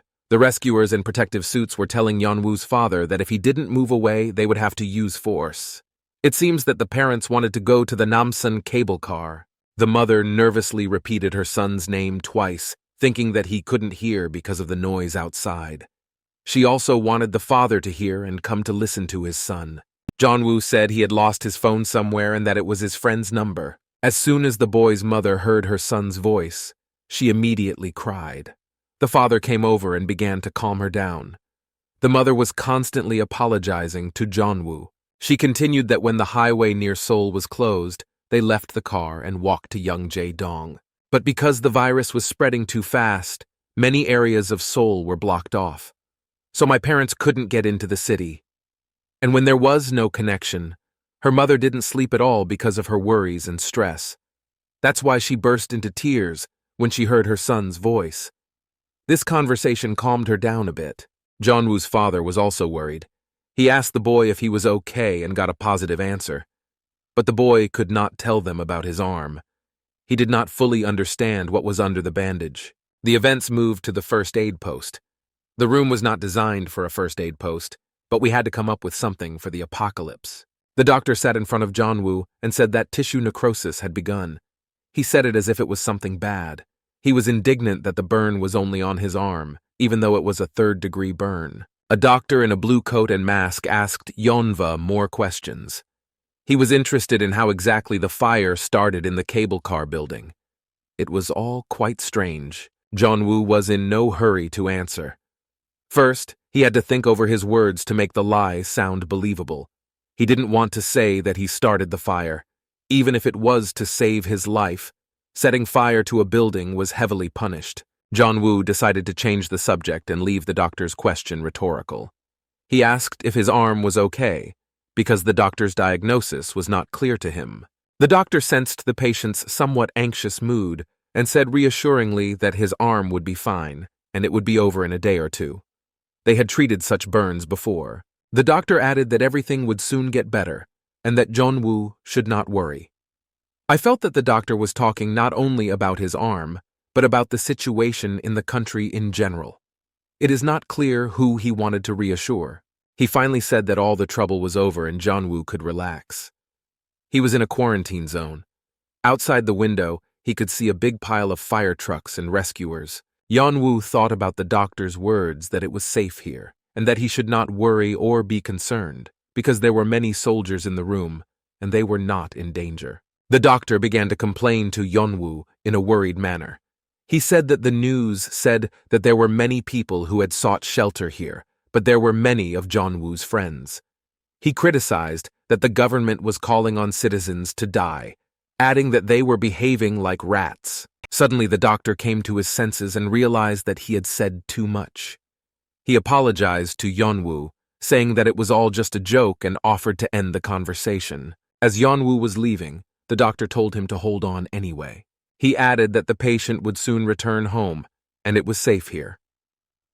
The doctor told Yeonwoo once again not to worry, but the boy had already realized that the whole speech was not addressed to him, but to the doctor himself. He came out, bowed, and the nurses in blue coats called for the next patient. Jeonwoo walked down the hall and looked at his hand. He looked at it for an indecently long time. If someone saw him, they would think something was wrong. He looked at her and thought that he had survived. He still could not believe it. His hand was a memento and a constant reminder of the nightmare he had experienced. Yeonwoo thought about how he had risked his life but managed to survive. But suddenly his thoughts turned from heroic to anger and even rage. He asked himself the same question all the time. Why did his classmates do this to him? He didn't care about the others, but she did. Jeonwoo was thinking about Soyoung. He knew that the girl had understood him correctly, but she hadn't helped the boy. He could have died. The young man survived not because of her, but in spite of her. The events moved back to the cafe where the rest of the class was hiding. At the table were Kang-min, Seo-young, and 2 new classmates who had recently joined. Even though the company was talking about something, the girl was absorbed in her thoughts. Kang-min and Kim Min-ju were discussing the path on the map to Seoul Station. The boy found the way between Myeongdong Station and the train station. Meanwhile, Soyon sat on her phone and thought. She didn't even blink. It turned out that she was looking at a locked phone. Its screen was so black that even the girl's reflection was visible. Soyon looked like a zombie from an American movie. Meanwhile, the events are returning to the hideout again. Yeonwoo was returning from the doctor's office to the hall where the crowd was gathered. He was watched by Asuri, who noticed that he was staring at his hand and was very interested in why.